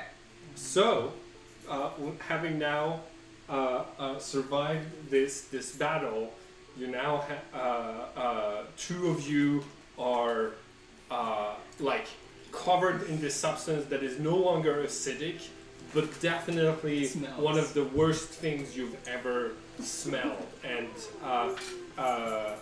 Xaris, because you were unconscious, you have some of it up your dragonborn nostrils.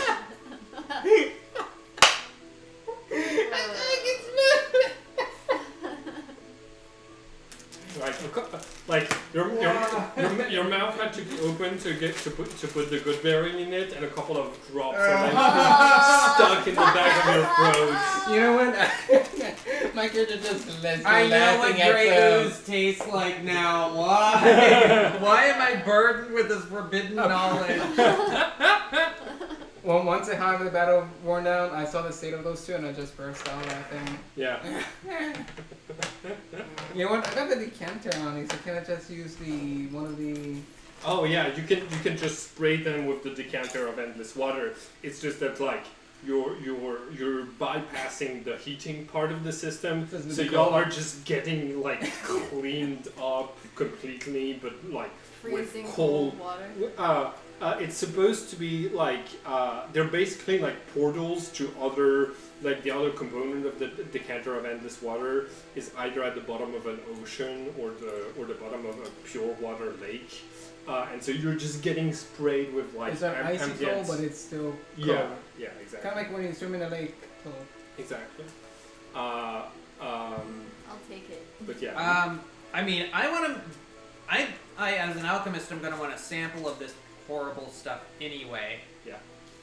Good. No, You so I let him blow take a us sample up. first before washing everything off. Your Okay. nostril, blow your nose Yeah. into the decanter. You already got a couple of nostrils. But a couple of samples. well, Mm. That was a fun battle. Thank you. I almost died again. It's like most of the time when you're having to do a battle that starts with out of your equipment for player characters, it's a prison break, right? And I was like, no, if I'm gonna do a sewers episode, I better start with a in the showers battle. But yeah, I'm glad you liked it. Oh no, we're gonna have to go in the sewers. We're gonna have to go in this. We're going on a trip. I told Damien during the week, like, you ready for your first dungeon? And he was Yes. like, where would the first oh my god, it's the sewers! He helped me pick the monster cards and the rat figurines. He only asked for rats. For the rats, but I was like, hey, what about these creatures? Yeah. I already knew I wanted oozes, but because you were just giving me like creatures that matched what I wanted to throw at you. So that's why I was like, So I think it's sewers, water. It's like, okay, so elementals. Yeah. Things that I would think would be in the. Let's keep that for after the game session. Your characters are now fully equipped, fully clothed.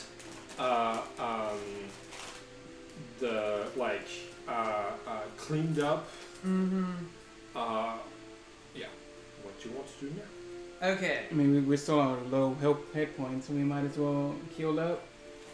Sure. How do you want to get healed up? No, I got my rations, my good berries. So we'll eat those. Yeah. The rations feed you, but they don't heal you. Oh, okay. Oh yeah, I could use the rations instead of the berries to feed me.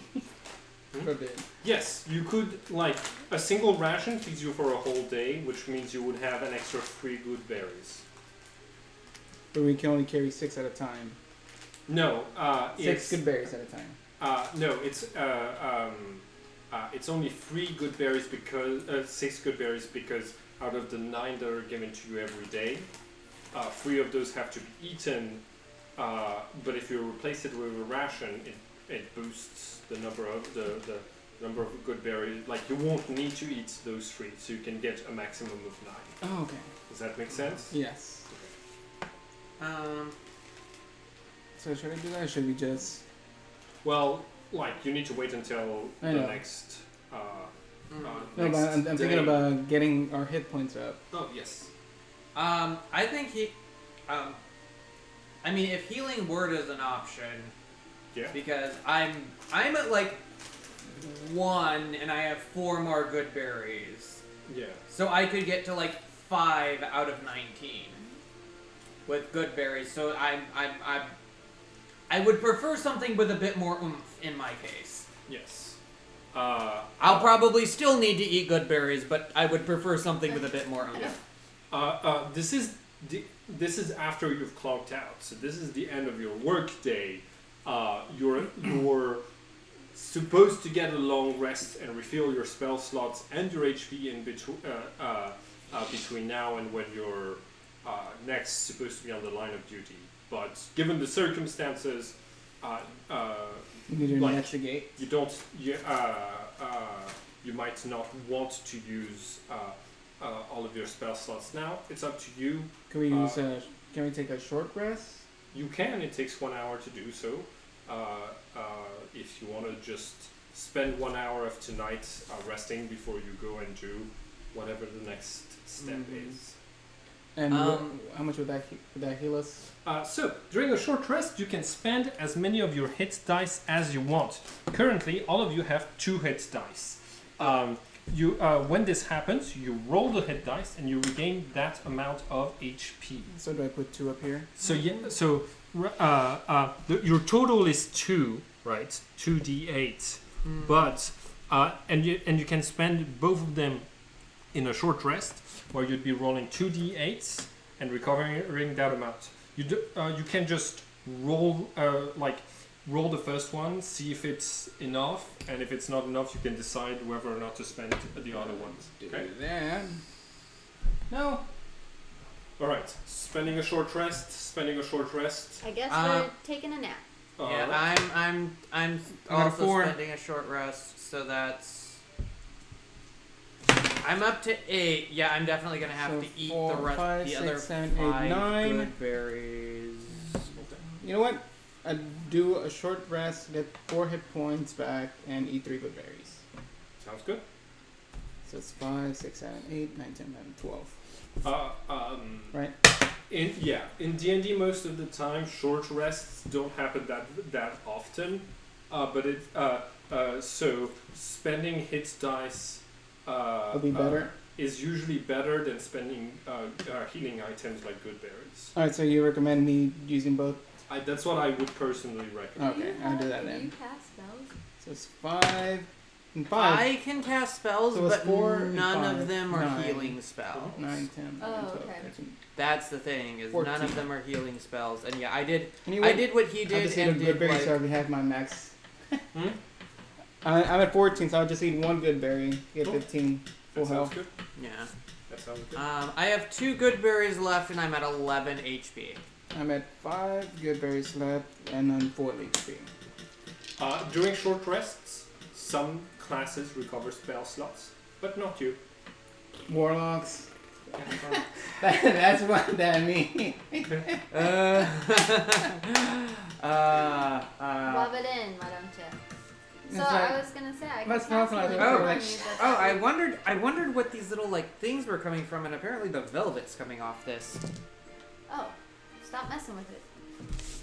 I could cast healing word on you, but I only have 2 spell slots left. So I say wouldn't keep be save them in able- case we need them. Yeah. Okay. Um. You exit the You shadows. know what? I'll give him. How much health do you have? Oh yeah, can we... I have 11 out of 19. 11 out of 19. Ooh. So So I was can I going to leave him a gift few of my good berries you too. some of my good berries. I might need them too. Can I gift him some of my good berries? How many do you have? I have 4 good berries. Yeah, it's like I have. So that will bring you to Do 15. you want 2 of my good berries? You know what? If you're giving 2, I'll give him 2 as well. You want Okay. 4 good Okay. berries? Alright. You regain 4 HP. They give you 2 good berries each. Well, 15's at least a decent starting point. Yeah, I'm back to full health. Sounds good. Do you have my D20? I don't think I have yours. I kind of wish. wait, I I knew do. where the I shop do. was, so we could buy potions if they had any. Hmm? Wish I could buy potions. Well, you'll be able to once you've met the infirmary, The nurse. the school nurse. So I think maybe we should like report to Carl Sure. that there's some waste management issues and that like some stuff is being discarded into the sewers and that it's creating demons and or monsters. Mephis and oozes and alchemical rats. Oh my. Carl's resting chambers are not far from your own. In fact, it's in the same row of doors. You also have the professors. Not the headmaster who seems to have his own room elsewhere, but Marish and Nevins, the cook, the librarian, has a token room that is her own that may or may not be useful to Ghost, and Carl. Well, before that, I think we should set the flask back where it goes. Okay, for sure. Make it seem like we never use it at all. Well, no, mostly just because it should probably be back in working order. Sure. That's a good thought. Yeah. I mean, I thought that. Maybe we. I honestly thought that we would have done that automatically during the rest. Yeah. Well, I figured I'd state it now Yes. for future questions. Yes. Good, Uh, good thinking. And yes. Also, I suppose I have a little lab set up in my room. What I would like to do is, there's a reason I wanted the sample, is I wanted to see if there's anything I can ascertain from the gray ooze. Sounds good. Make an alchemist supplies roll, please. Alchemist It's gonna be- supplies roll. It's gonna be your intelligence plus proficiency. Intelligence plus proficiency. Alrighty.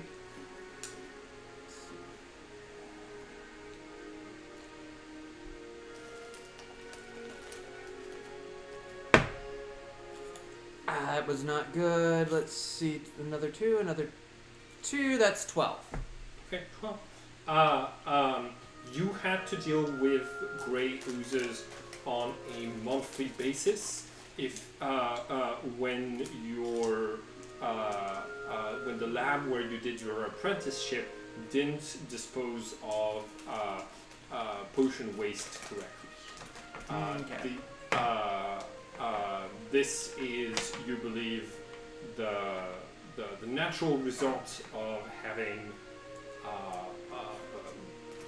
plumbing in a magical school that connects to, well, wherever it goes.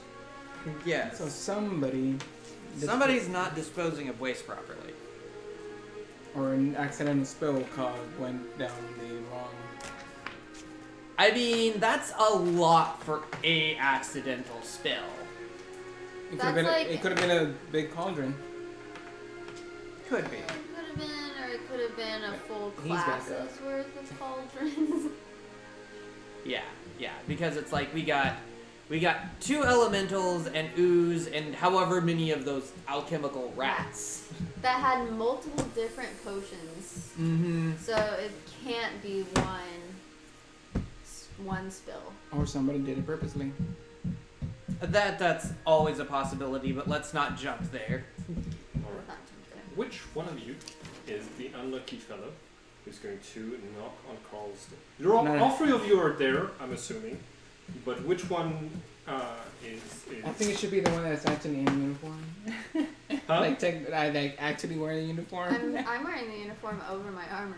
Yeah. So And you're like stretching, like you have parts of your armor that are clearly visible on some of the parts, but you have it like stretched out.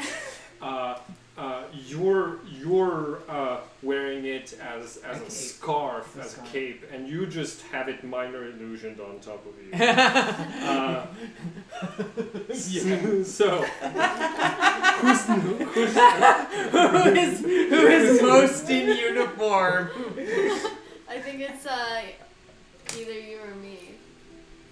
Well, I mean, I'm going to say if I've been here at 3 weeks, I've basically just sort of made my uniform or my armor permanently skull colors.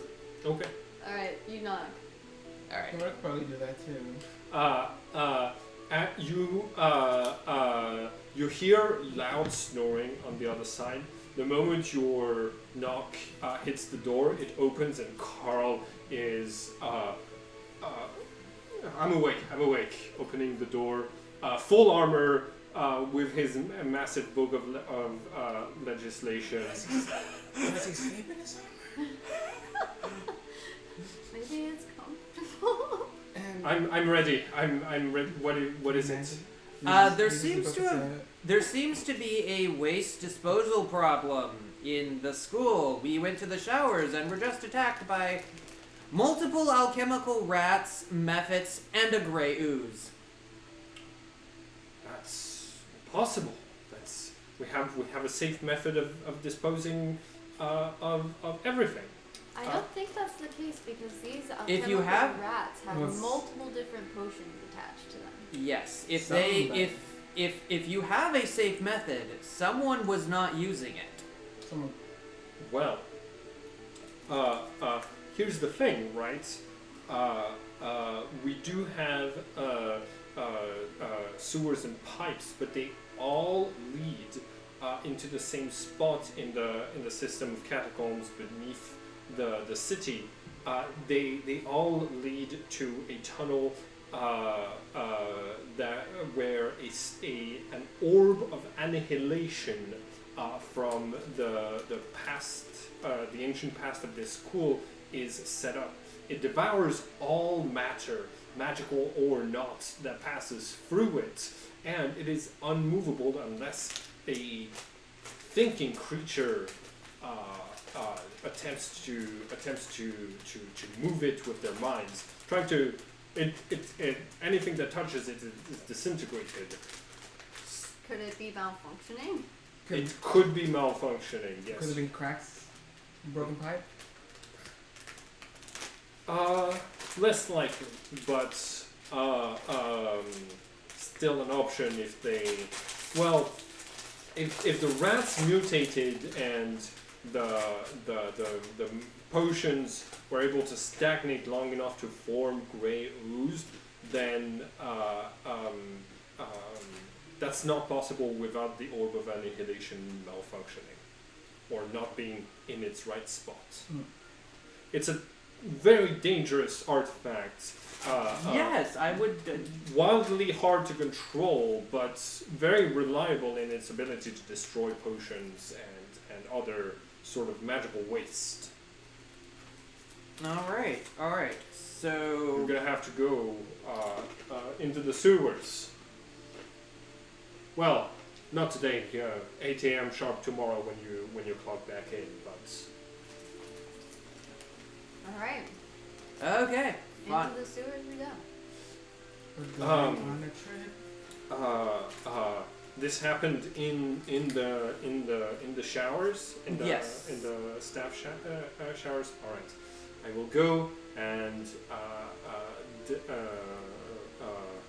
ward the area off, close it until this is all resolved, and tell and put signs in everywhere that we have a drain for people to be careful.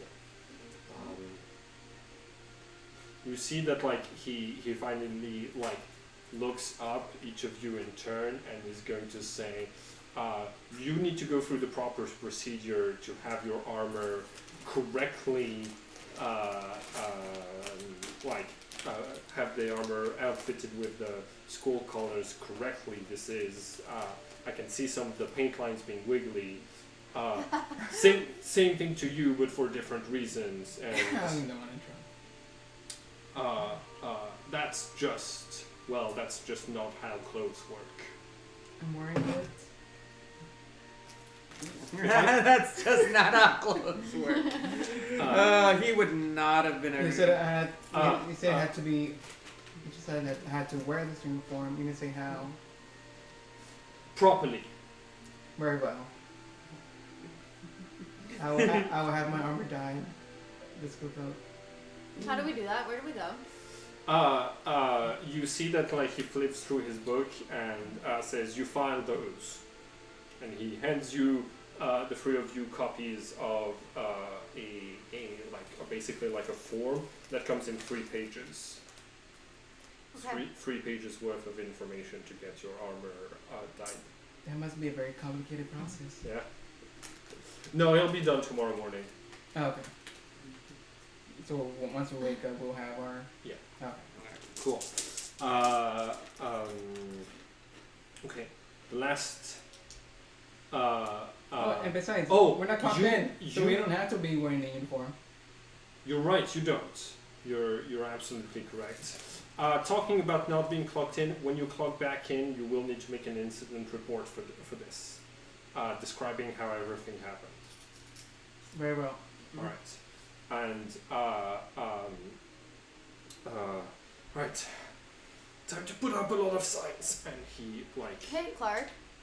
Yes. Before we head into this dungeon tomorrow, is there anything that the school could potentially provide us in means of protection or weapons or Potions.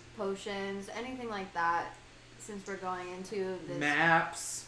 Yeah, maps, anything that could potentially help us during this time. The for any of the magical items, you would need to go to Mr. Crisp or to the owners of said items to request borrowing them from them directly. But I do have a map of the sewers.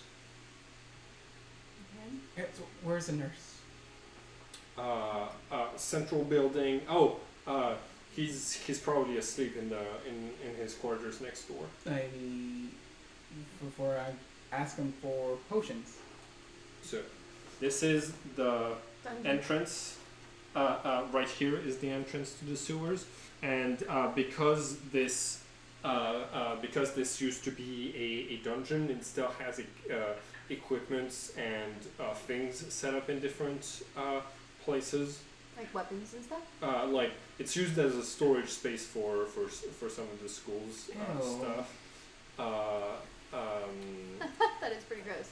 And it does have a single tomb right here. But yeah, the entrance is through here, and the orb of annihilation, we're gonna say, is this black hole right here. There's 2. Yeah, the one at the center. I mean, the center one. Yeah. That's where everything falls in. Yep. That's okay, Chico. They're just doing some work across the street. Fun.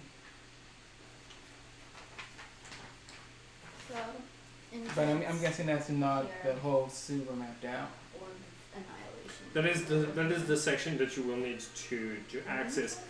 It is the whole sewage system, but deeper are the catacombs, the rest of the dungeon that of the Lich who. I'll ask him about the voice I heard that was coming from down below. You heard a voice? Whisper. What did it say? It's my name for some reason. Interesting. Make an incident report about it. So 2 incident reports are made. Okay. Yes. Incident reports. All done. We're going to first thing in the morning go see Mr. Crisp. Okay. Cool. Yeah. So is that a full rest for us? I'll go find a nurse in the morning. Yeah. So we definitely did not need to waste Long- all Yeah. that. Long Nurse rest. first. You get 2 additional good berries from the the morning. And our break. D8s or Yeah, your hit dice come back too. Oh, hit dice. Okay. So All I'm of your health I points. say it's right, take a short rest, and because you never know what's gonna happen. The rest. And our I slots, our spell slots. 2D. I have, Okay, yeah. Never mind. I'm at full health now. I do have one question. Mhm. Is there anything that you avoid mentioning when you're making your incident report? Yes, we have one mention that we use a decanter. Okay. Do you tell the others to make sure they? Yes. Okay. They are well known that if we say anything that might be written right up. Yeah. We don't want another write-up. Because there is a rule that says you're supposed to use the geyser option. Oh, and we knew that? Yes. 'Cause Yeah, it's written. It's vested It's right written there on right the in counter. front. Yeah. Yeah.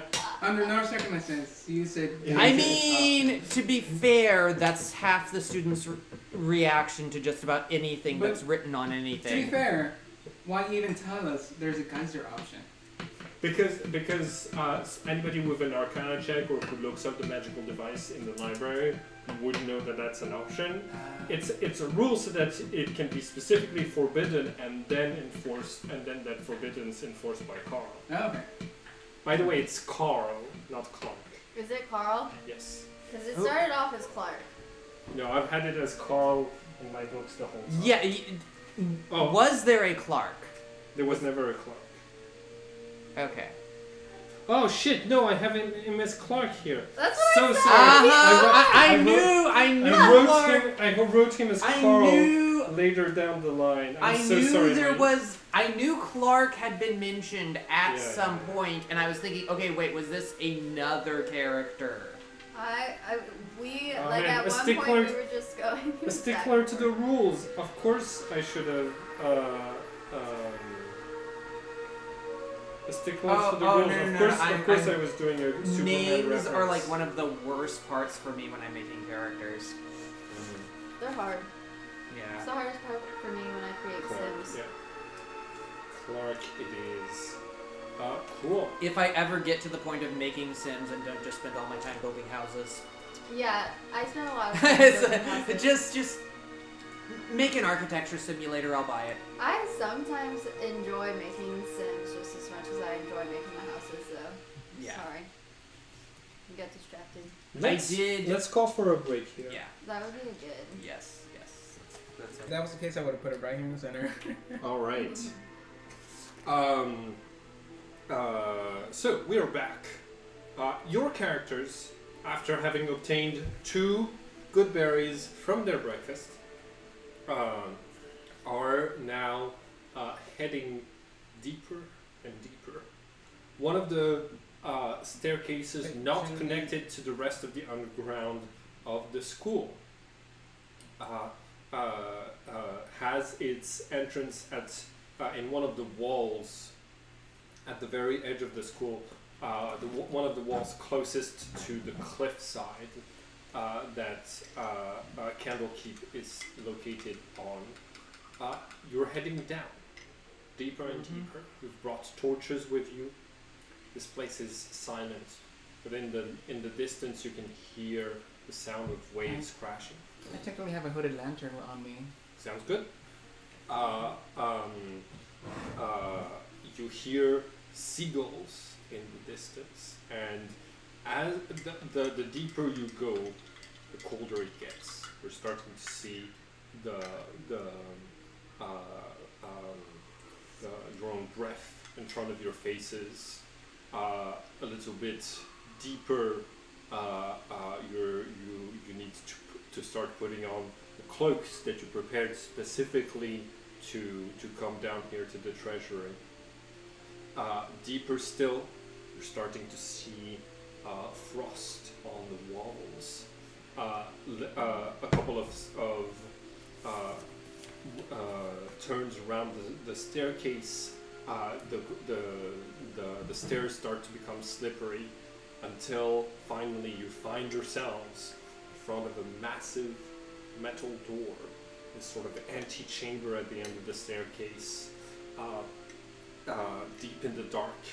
The door itself has ice on its hinges, blocking it from any movement from basically in the cracks of the door beneath, between it and the floor, between the two parts of this large double metal door, and a single knocker that is 20 feet up into the air. Oh. Well, that's helpful. That's inconvenient. Mm-hmm. And we have to use the knocker to get into the dungeon. Well, no, this is not the dungeon itself. We're this is not the visiting sewers. Chris. You're he suggested that you come here to obtain magical items from the treasurer, Mr. Chris. Okay. Can I use Druidcraft to try and blow like a gust of wind under the thing to try and knock it? Yeah, sure. You push against the heavy metal that is frozen in place next against the door, and it does nothing. Oh God. How about just trying to knock on the giant iron doors? Sure. It's like What are you open using hand. to? What are you using to knock? My hammer. Okay. Is it a one-handed hammer? It's in my burglar's bag, so I'm guessing it is. Okay, yeah, it's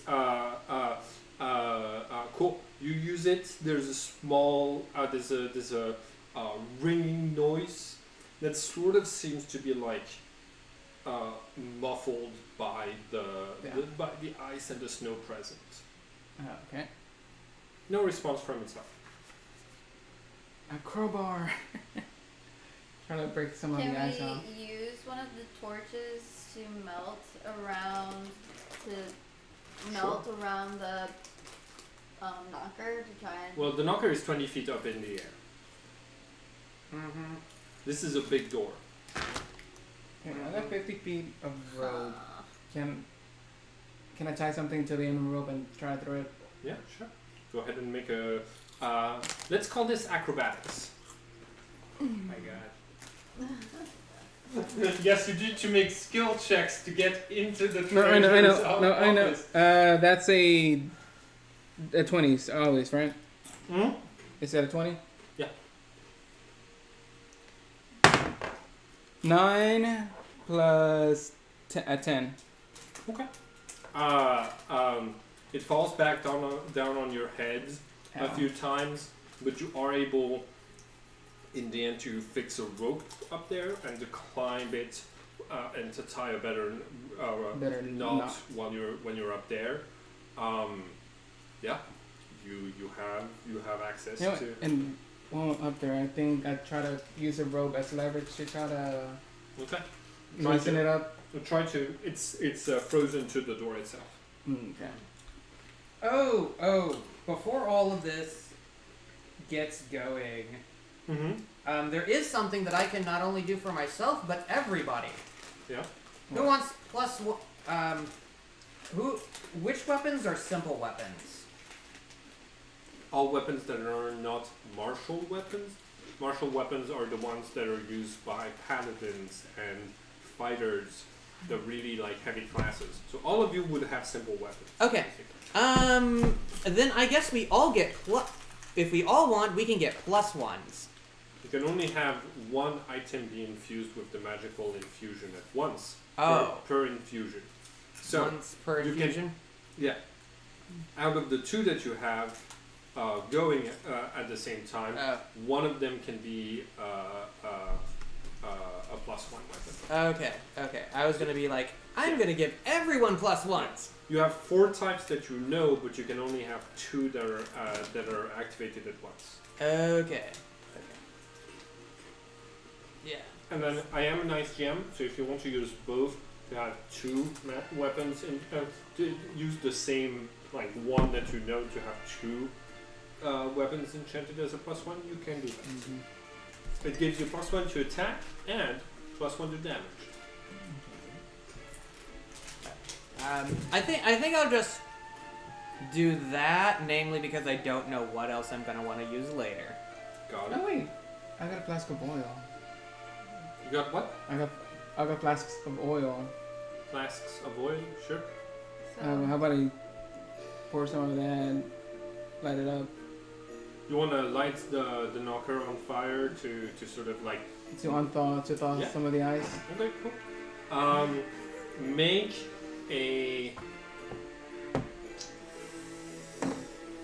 Make another acrobatics and to save your rope from being burnt during this attempt, and it's going to be a difficulty 18. 18. Yeah. Fun. I was gonna say survival. Plus 12. A 12? 12? Yeah, okay. You take the rope off of your character sheet. it burnt. No, it's in my Inventory. burglar's bag, so. No, he's saying that you don't have it anymore because it burned Yeah. up. I know, but it's inside my burglar's bag, Well, so then I can't write it down. Write specifically that you don't have the No rope. Yeah. Alright, I was gonna say that. What do I do? That was not. But so before the rope fully burns, once you have the knocker heated enough that you're able to like pull it with the burning rope off of the door, I'm gonna need a group strength roll. So I everybody need rolls? at least 2 of you to beat a difficulty of 14 with a strength. I got a 14! Hell yes. What is your strength modifier? Nothing. Okay. Alright. I got a 12. Okay. Máquina. 9, 6. 6. Okay. You're not able to move the knocker far enough to produce any sounds. We're not getting into Dominus We could try again. later. Oh, we know we can't. No rope. Well, you don't have a rope. They have adventurous packs. I don't. I have tinker tools. I have Wait, tinker tools, I got a shovel, some. iron pot. What is it? I have an explorer's pack. Explorer's pack has rope. I also have a clockwork toy that's shaped like a key. Oh, what? What are Is there a pythons? keyhole? On the door? There is a keyhole, but it is much larger than your toy. Can we just go through the keyhole? She might be able to fit. I'm 4 Alright. feet tall, dude. Huh? I'm 4 feet tall. Yes. Yeah, I'm 6'1". Would I be able to fit through the Yeah. keyhole? Yeah. Should I mean, squeezing through. Should I climb through the You keyhole? could probably go in and tinker with the locking mechanism. I could try that. To like get into the keyhole. Or and at try least and secure it. crawl into the keyhole and like get his attention.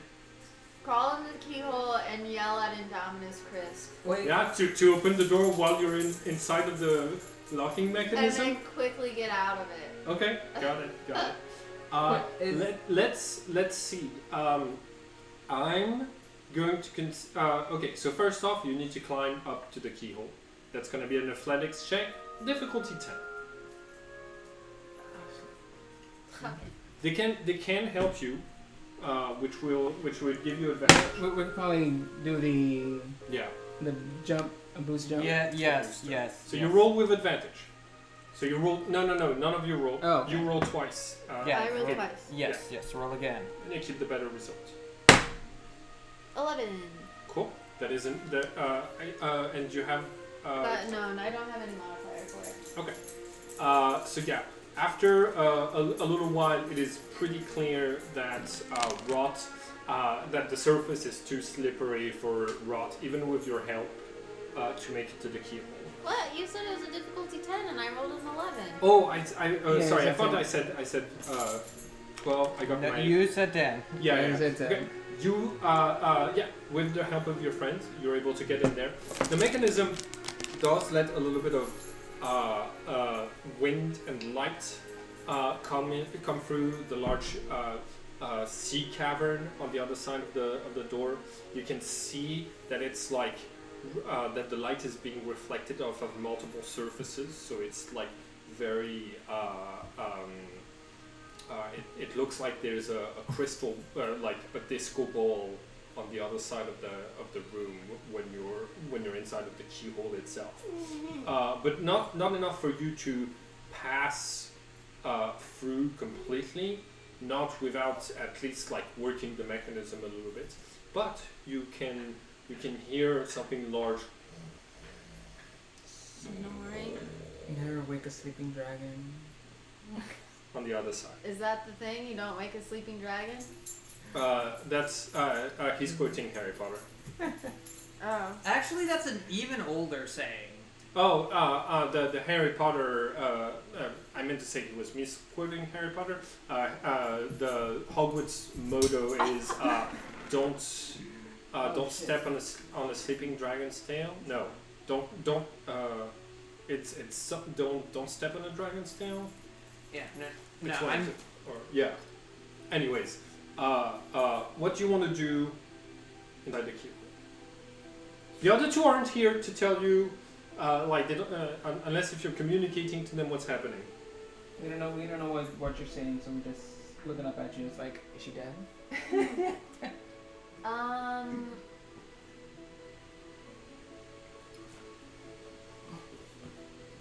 You tell us what you see? Yeah, how about I yell down to the two and say, you guys, he's snoring. He's sleeping. He's what? He's sleeping! He's what? Because she's high up, so we can barely even hear her. He's asleep! The snoring stops.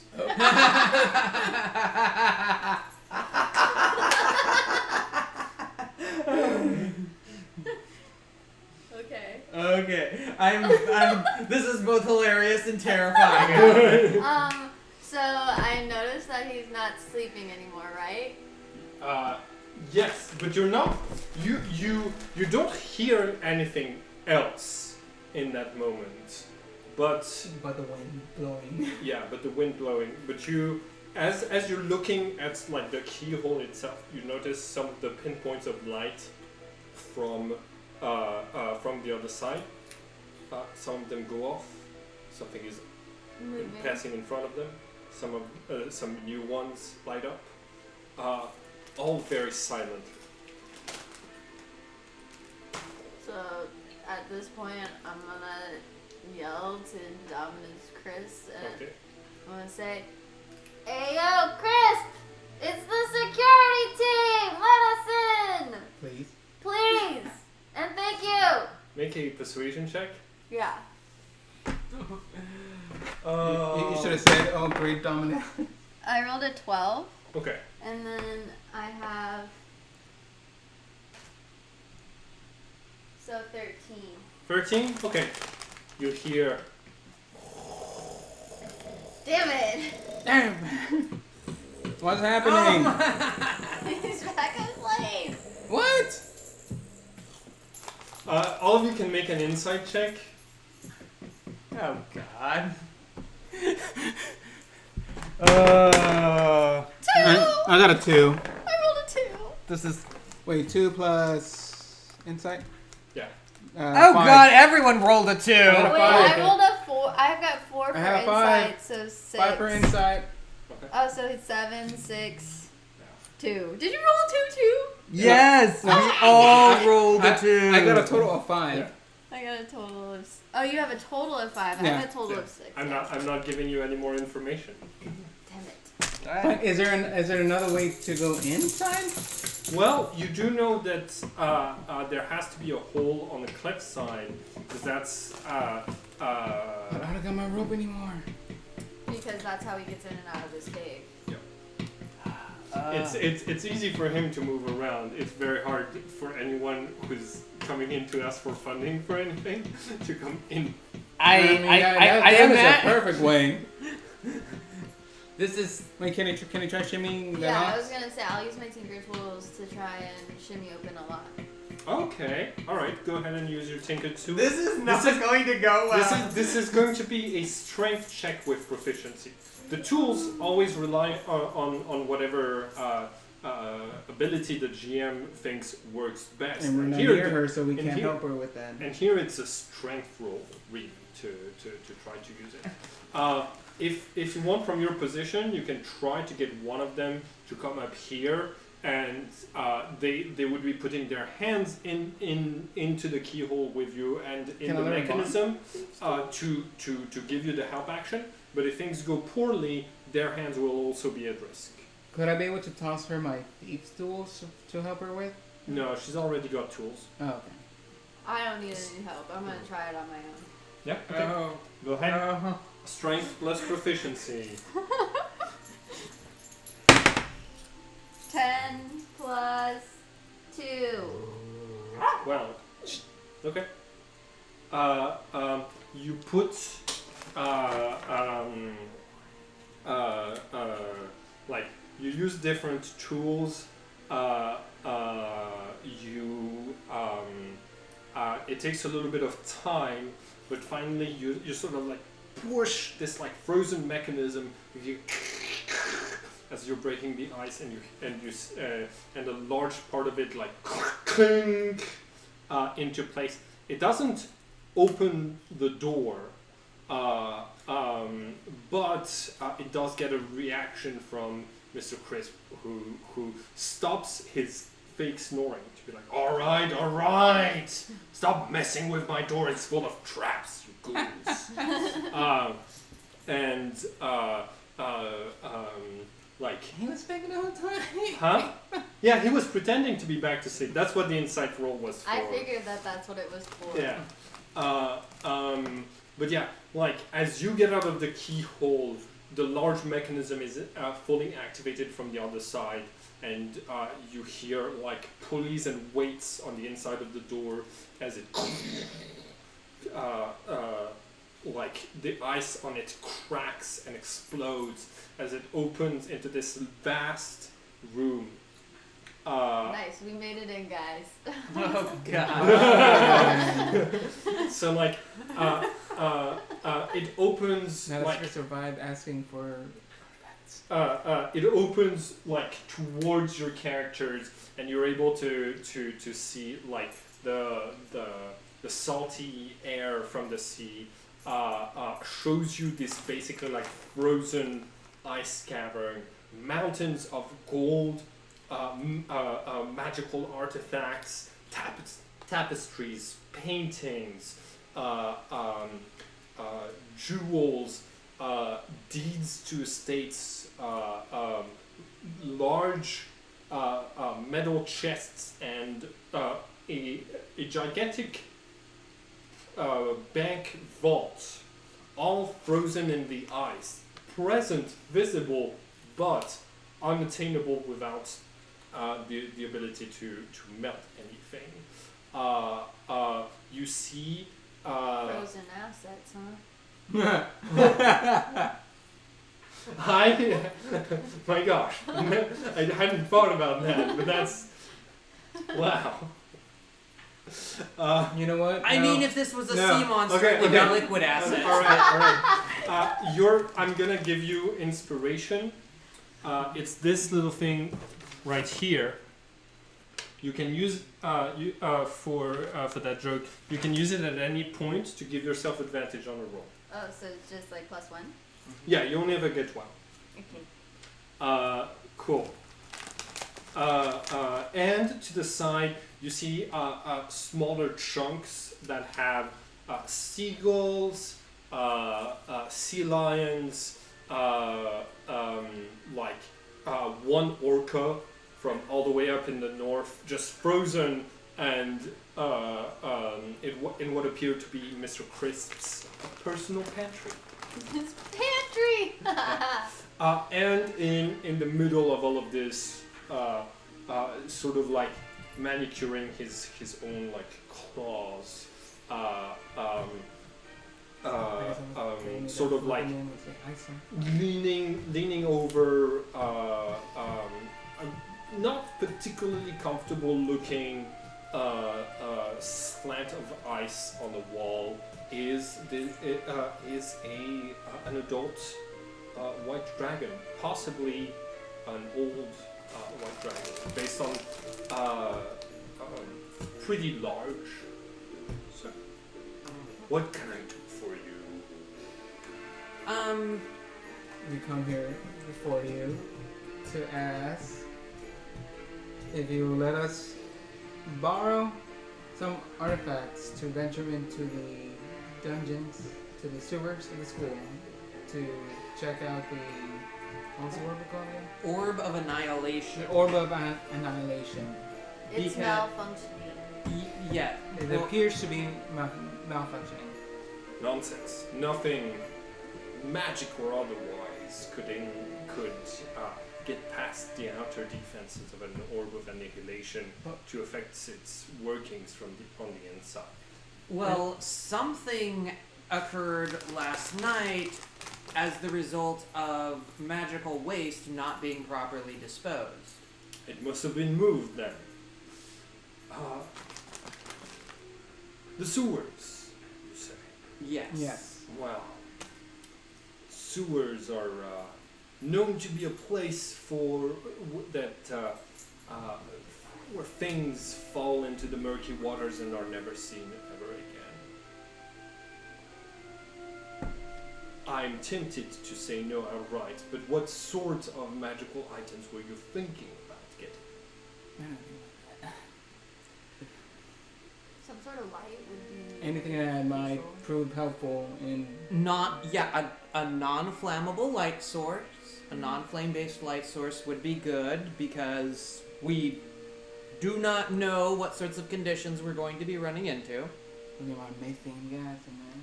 I was gonna say, what if, like, we can't breathe? Yes, something to help, something to be a supply of air. Fresh air. Yes, fresh air.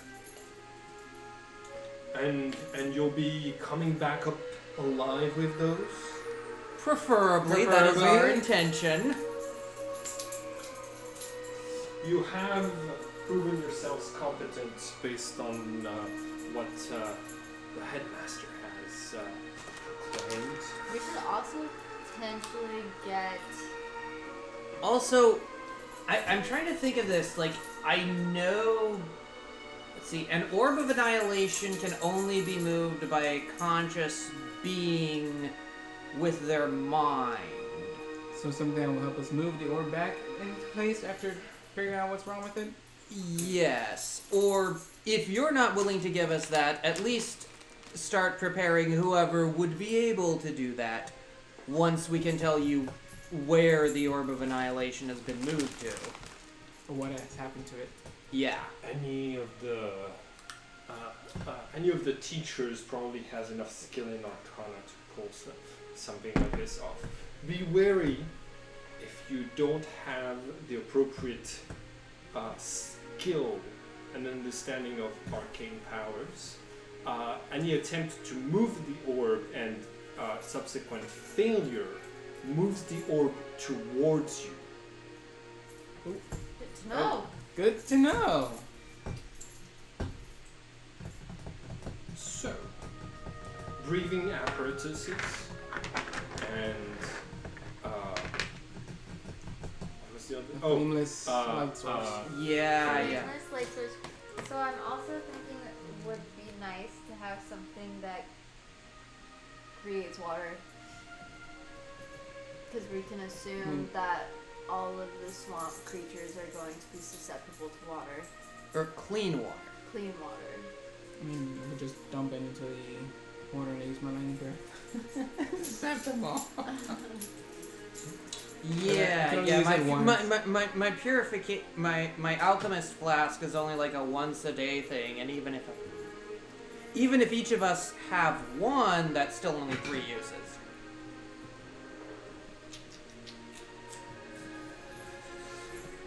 Does Trist have anything we could probably use too? You see that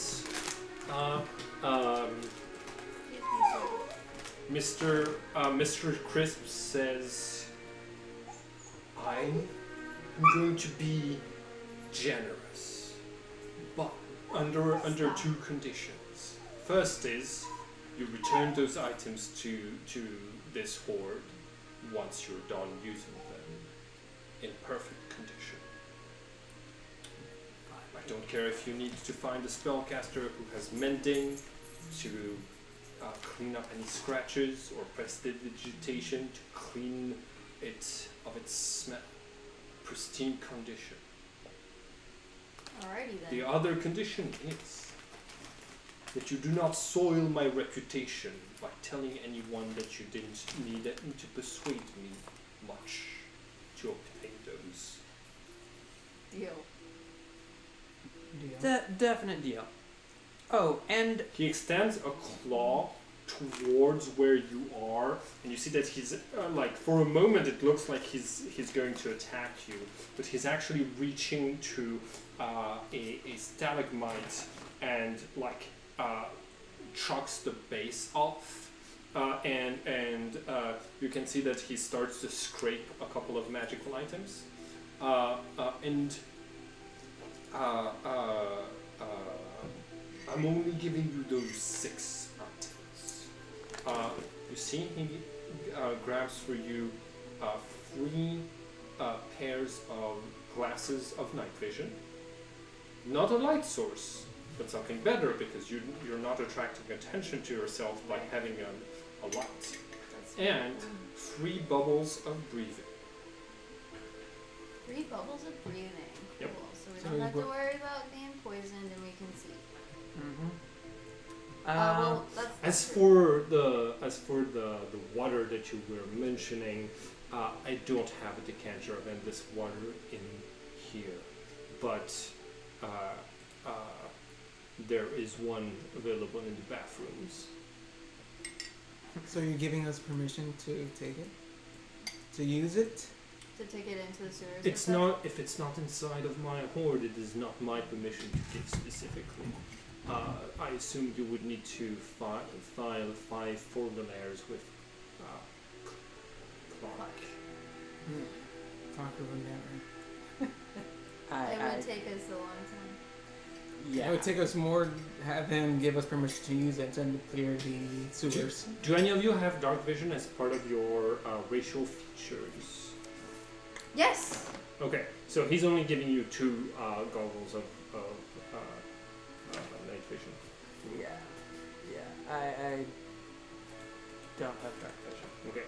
The breathing bubble contains 1 hour of breathable air, and it regains all its expanded air at dawn every day. Okay. Okay.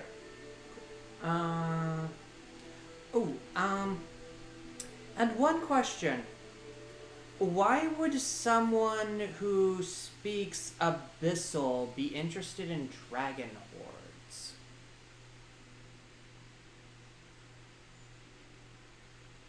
Everyone is interested in dragon hordes, Mr.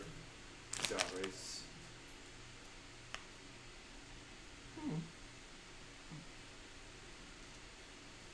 At least, as a dragon, that is how it seems. Everybody who ever comes to talk to me, it's only ever about something in my hoard. I see. Well, I will find I suppose I must investigate another avenue of this then. What is the question you have to be asking right now? I feel like that's a question you should ask. Yeah, there's something else because he's like expectantly looking. Yes. Okay. So. Oh, no, I'm just waiting for you to leave. Oh. Yeah, we're just leaving. Thank you. No. You stopped, so we were like, wait. Is there something more we're supposed to be doing? That was my out of character thought of like. Yeah. Yeah, As the game master, yes. But like that's why I purposefully took what they were telling you as they're saying this in characters so that I could be an asshole as Mr. Crisp. I'm gonna say, thank you for the items. And we'll be sure to return them in the condition that you gave it to us. I expect no less. Oh boy. We are very fortunate to have a competent security team. Dire times are ahead of us, and we're going to need you. Dire times. Oh joy! A dragon saying ominous things. If you survive today, I will. Then I will explain myself when you return.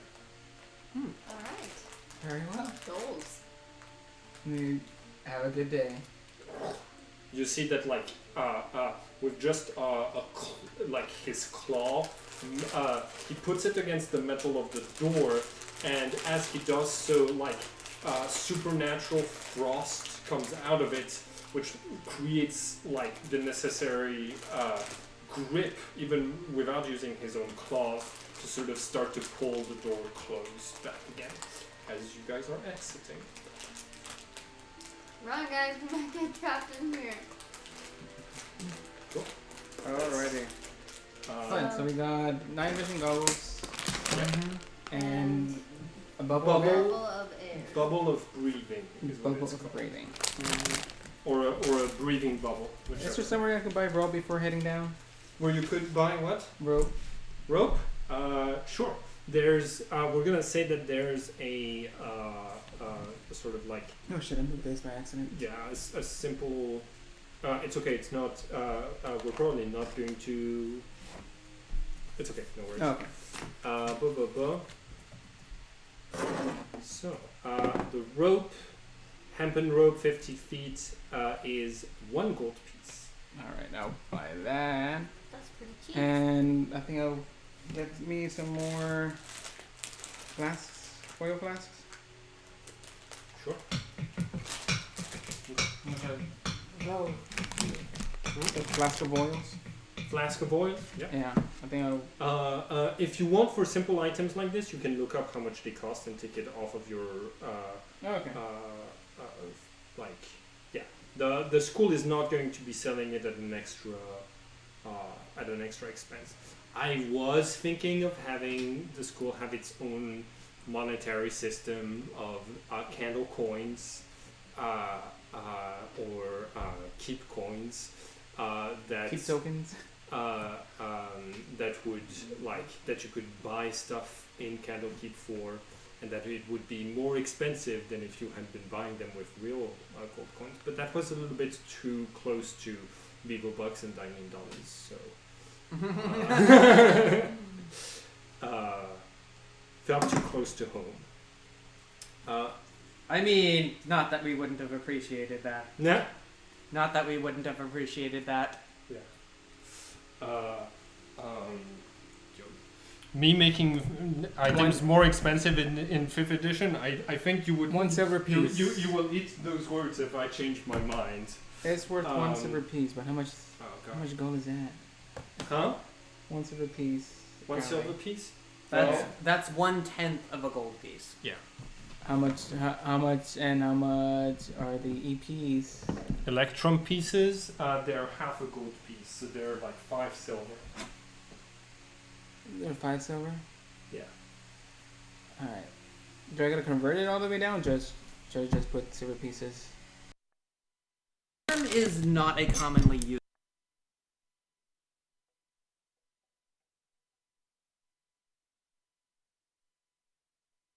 110. Yeah, they're Hiding all divisions of 10. So like there's 10 copper pieces and a silver piece.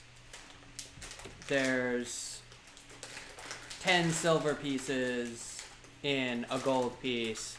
There's 10 gold pieces in a platinum piece. So 10 silver pieces makes 1 gold piece. Okay. Yeah. Mm-hmm. So I got 3 gold pieces. Okay. And you know what? I'm gonna buy Now, 4. so, your characters enter the underground sewers through the regular entry. Okay. As you do, you notice 2 doors on the sides of the tunnel. Horribly stinking water full of like different colors heading in this direction. And a little bridge that connects both sides. Deeper still, you're able to see a room carved into the wall that has 2 beds and an unlit fire. That's odd. What used For to sure. be a dungeon. Well, You know this place is sometimes used to store stuff. But you were suspecting that maybe someone's sleeping in here? potentially. but it's a fire. Everybody, make a perception check for me. I Oh, was saying boy. it's a fire recent. That's right, ashes. Yeah. Fudge. 12. I rolled an 8. 12 plus for perception. Oh, 13. god 6. damn it. I rolled a 6. I got a 13. Just don't even count mine. Just don't even count That was an mine. add 1. Yes, again. This session. I hate it. Oh. Did you roll a nat 1 on the last perception check? I got too? a roll 13. It wasn't a perception check, it was something else, but yes, I rolled another nat 1 earlier. Oh gosh. So you hear something coming from the room on your left. It is a Okay, so we entered like this. yeah. Okay. How like- do you guys tackle dungeons? Do you guys want to go into every single room or what? How do you guys usually do it? So you're overhearing this. General, I'm here to report the insects. They've seemed to obtain intelligence around the same time as us. They are making moves that are very strategic and starting to use tools just like us. What should we do? And you hear a send more troops to the eastern tunnels. Block off their entrances and do your best to hold them there until we've found more alchemical potions to power us. Yes, sir. And you hear scuttling. Am I the only one that hears that? Or Hmm? was I the only one that caught that, or everybody? You're the only one who caught that, but you're able to relay. No. Okay. Well, that's horrifying. Absolutely terrifying. So they not only are alchemical, but they have consciousness. So And there's giant someone else insects. as well. and they said something about insects, right? Yeah. Yes. Well, that's Unfortunate. I think we've got a lot cut out for us coming up, guys. yeah. Should we Oh my gosh, Should we go check out to see who's Um, in that room? I think this is just gonna stay off this time. I don't think so. Just gotta. Oh gosh.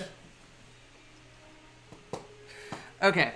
I say we keep heading towards the orb. Okay.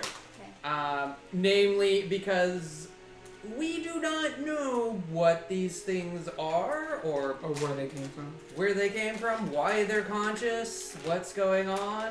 For sure. We'll find more answers by looking at the orb. Yeah. The closer we get to the orb, the more horrible it's going to get anyway. Okay. You head a little bit closer, and as you Flip, there we go. As you head a little bit closer with your 12, you're not able to detect the trap on time. I need all of you to make a dexterity saving throw as a basically like a loosely connected series of boards and planks with spikes coming out of them, sort of like pivots from above you into the wall right where you are. I got a 3. Okay, you're gonna get hit. 13. What's it? What's the other thing that I add to it? Dexterity saving throw. It's in the 13 plus 4. Okay, 17. 8. Okay, you're able to dodge it completely. The other two, Yay. you are partially impaled. Jeez. Impaled? Oh yeah. Oh boy, I rolled really well. Those rats are good. You both take 11 piercing damage. Okay. And I'm back down to 8 hit Me points. too. I'm sorry, I rolled an 11 and a 5 on my d6s. Like, so yeah. As this happens, it makes a large banging noise, and you hear, "Attack! Attack to me, my warriors! The insects are overrunning us!" And we are gonna need to set up a battle map. Wait, I think we're the insects. Are we the insects? I am not going to answer this question. Okay. Oh. Unless it's a case of mistaken identity. Well, I'm like pleased that there's not insects. You're not going to be pleased You're not later, gonna be I'm pretty pleased. sure. Oh, Okay. okay. Let's. Can somebody help me set up a? Let's see, 1, 2, 3, 4. Yeah, it's 4 squares wide. So 1, 2, 3, 4. Sort of like battle map for this. So just use this? Sewers. Just one? Put. Okay, so wait a second. Oh, it's right here. Good one. There it is. Oh my gosh. So this waste disposal problem has been a lot worse than we thought. Yes. Apparently so. They had it in here for a reason, and the reason is, okay. So what we're gonna And the reason is you. we're gonna set it up like this. Should I just bring my lamp? Probably. This is getting a little ridiculous. There we go. I wonder if we just took the cover off and like screwed in the light bulb a little bit. Oh yeah, that would definitely work better. I've had a lamp like this. You only need to unscrew this enough to be able to take it down, but you need to wait until it cools. Okay, let's take a break in the recording so we can do this. And don't stop it. Let's just do a star and a wish, and that can be it for today's Yes, game. yes, we- Because it's already free. Oh wow. Yeah, we've been playing for 3 hours total. Oh jeez. Okay. Yeah, because we did have that whole encounter. Yeah. We can do the fight next time. I already have the cards set to the side. Thank you so much. Already have the horrible cards. Yes, and you already knew how much damage you took from the trap, so it's all good. I got no damage. Cool. So, yeah. What was good about today's game? What do you wish we could modify? Let's see.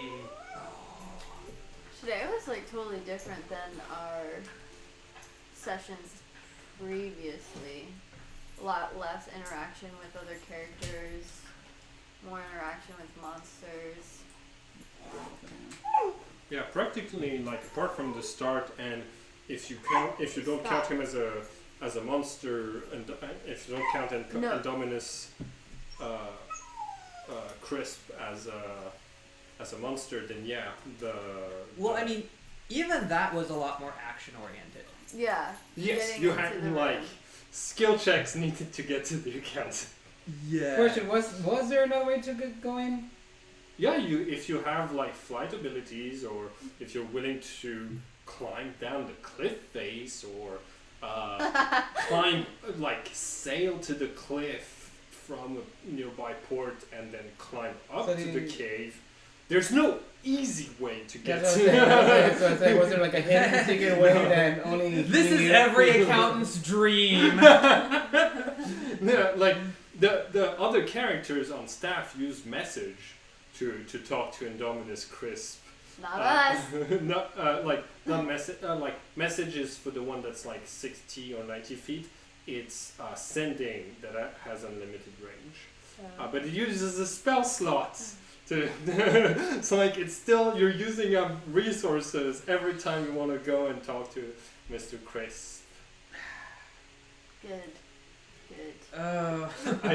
Okay. My star has to be that you knew that I was faking the snoring the second time around. Because even without me needing to communicate it fully when you succeeded the insight roll because you all failed, you still got it from context clues that I was just being an asshole. Yeah. There's nothing I could do about it though. I guess my star was I really liked the opening shower battle that we had. That was fun. It was fun. There was like a lot of different aspects to it. We didn't have our equipment, so we were like restricted in what we were able to do. Y'all didn't have your equipment. I had my dagger in a freaking shower. We weren't really sure how to interact with them because we weren't really sure what their alchemical properties were. Yeah. And I don't know, I just think leveling up and using the cool new skills and stuff has been fun. Nice. My wish is to have an opportunity to use Wild Shape. You most definitely will. You're getting surrounded by rats. and where some of them are were-rats. Oh, They're okay. humanoid shapes. Oh. So either if you want to use their fears of cats, or if you want to try to be a pacifist about it and transform it into a rat, you should be able to get them you should be able to use your wild shape as a either combat form or as a social form in this case. Well, I mean, unless their staff is starting out, wouldn't they technically be were-humans? I'm giving I'm using the stat block of the were-rats, but but they're not technically were-rats. He brought out a light bulb to replace the one that's not working. Oh, he Yeah, did? Okay. Yeah. Okay. That's from our We can room, but we can do I that. barely Yeah. use it. I got Okay. my LED lights and my Okay. lamp I use all the time. Your wish is opportunity for wild shape. Yes. All right. I think my star is what I said, your insight without the need of the insight skill, and my wish is I hope to give you good opportunities to use the wild shape. Cool. And then I said I did the opening scene. Mm-hmm. That was fun. Interesting. Entertaining. Oh, that'll be fun to do again. But not maybe better. No, not like that. No, Not like naked. you Not naked. yeah, like you're doing like y'all are doing great with the things that I'm throwing at y'all. It's just that yeah, I like doing battles that aren't just like, oh, you're like it's everything you would expect, right? Like this time it was, oh, you wouldn't expect to get attacked in the showers, right? Without your equipment and such. Other Yeah. times it's gonna be, oh, you wouldn't expect, I don't know, to fight in a like if you had gotten into a fight with Mr. Crisp, the low percentage, low probability, but the idea of fighting, you know, in a lair that is like frozen, where the ground is like difficult terrain, and there's a bunch of magical artifacts lying around that he can activate to do cool stuff. Things like this. It's I never try, like I always try to have battles that are like more than just about taking the enemy down to 0 HP without a twist. That's your start? Yeah. Okay, cool. And a wish? I don't know. I wish I could do better rolls. Yeah, better Oh rolls. man, your rolls were bad today. They were so bad. So bad. I got 2 nat 1s. I think like my star for you has to be like uncompromising, like no shame. I take a dagger with me to the shower and the restroom, like and to bed. Like this idea of like of course when a GM asks that question, you know, like, oh shit, something's happening. I have to make my character be someone who always has a dagger with them. I mean, Or- for me or- as a rogue, I feel like that's part of their thing. Yeah. Never leave yourself fully exposed. Yeah, but like it's still like it's still a character choice, like to be willing to say, okay, I am one of those rogues. I am one of those paranoids. Like I don't take a chance. Rogues. 100%. Dragonborns have claws, right? Hmm? Dragonborns have claws. They have claws, but not large enough claws that they count as special weapons. You need to be like a tabaxi, Same. like the cat people. And biting force, Same thing. same thing. Yeah. Oh. It doesn't count as a natural weapon. So like basically it would count as exactly the same damage as a human's fist or a gnome's fist. Okay, but I could still bite. Yes. There's always the option to do hand-to-hand damage. But yeah, and it's not for now, but when I get the magic thing, if I use the lightning, I think it's lightning grasp, oh yeah. and have a weapon in that hand, Mm-hmm. would it do the slash damage with the electric damage? No. No.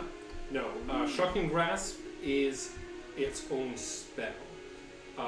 You need to be an Eldritch Knight fighter to be able to do like attacks that also get a cantrip added to them. Oh, okay.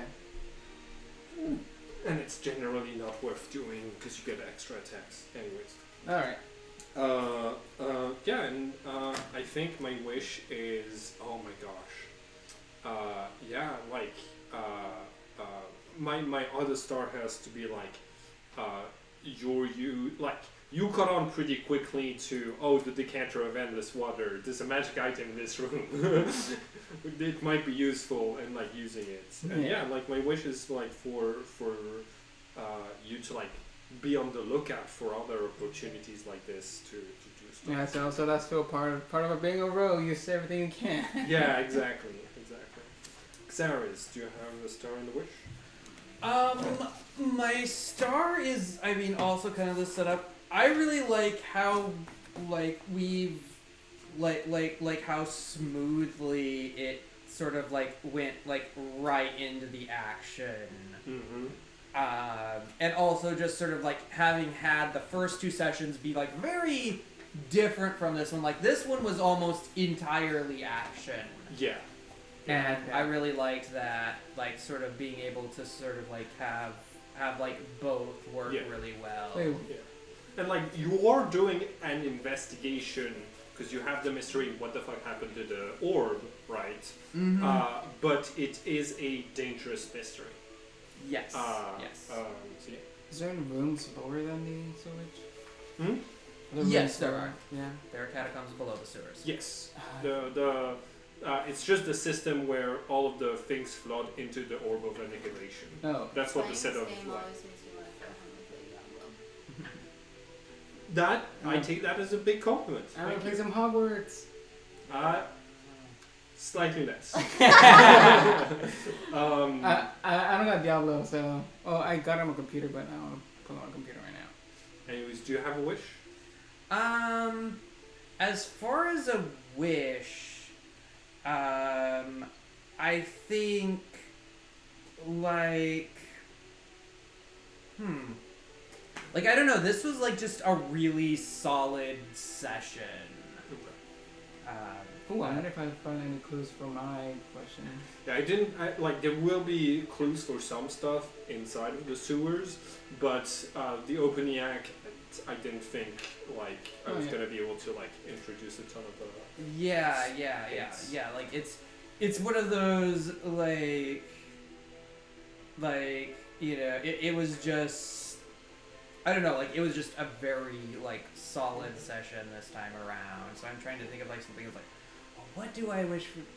I guess sort of like, you know, just kind of, just sort of like, you know, keeping the level that everything's kind of like gotten to over these past 3 sessions. Yeah, like, okay. you know. For sure. I think my star is, like, your, like, clearly when I was telling y'all, oh, these things are reacting very poorly to water. Like I was giving that information for whoever got their hands on the decanter of endless water, but you followed through with like, oh, the alchemy jug, and that prompted Haley to use like the rain cloud. So it's sort of a like, oh, like water, but we also have other tools that produce water. That's my star, is like the like you kept using the logic I had introduced against me in a way that was very smart. And my wish is I think I want to see you like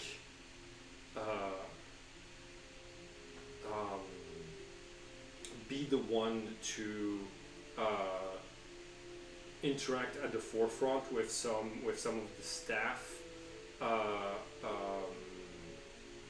Yeah, because like I feel like both of them might be wrong, but I feel like both of them were talking to Carl and Chris a lot. You were making observations out loud, but not necessarily saying things to them. Am I wrong? Yeah.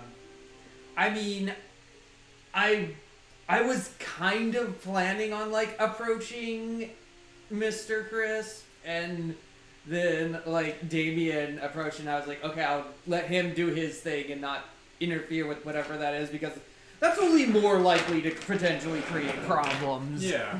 It's like I'll let whatever line he's going for go, and then I also loved that when I said, hey, do you wanna, when you do the report, do you leave anything out? That you were like, we didn't use the. We did not use the decanter for anything that is other than taking a shower. I have to remember, you're still all getting written up because you're supposed to report incidents immediately, and you took a short rest. He said in the morning. he did. Yeah. He did. Writing the reports, writing the incident reports. Yes. No. Reporting to him.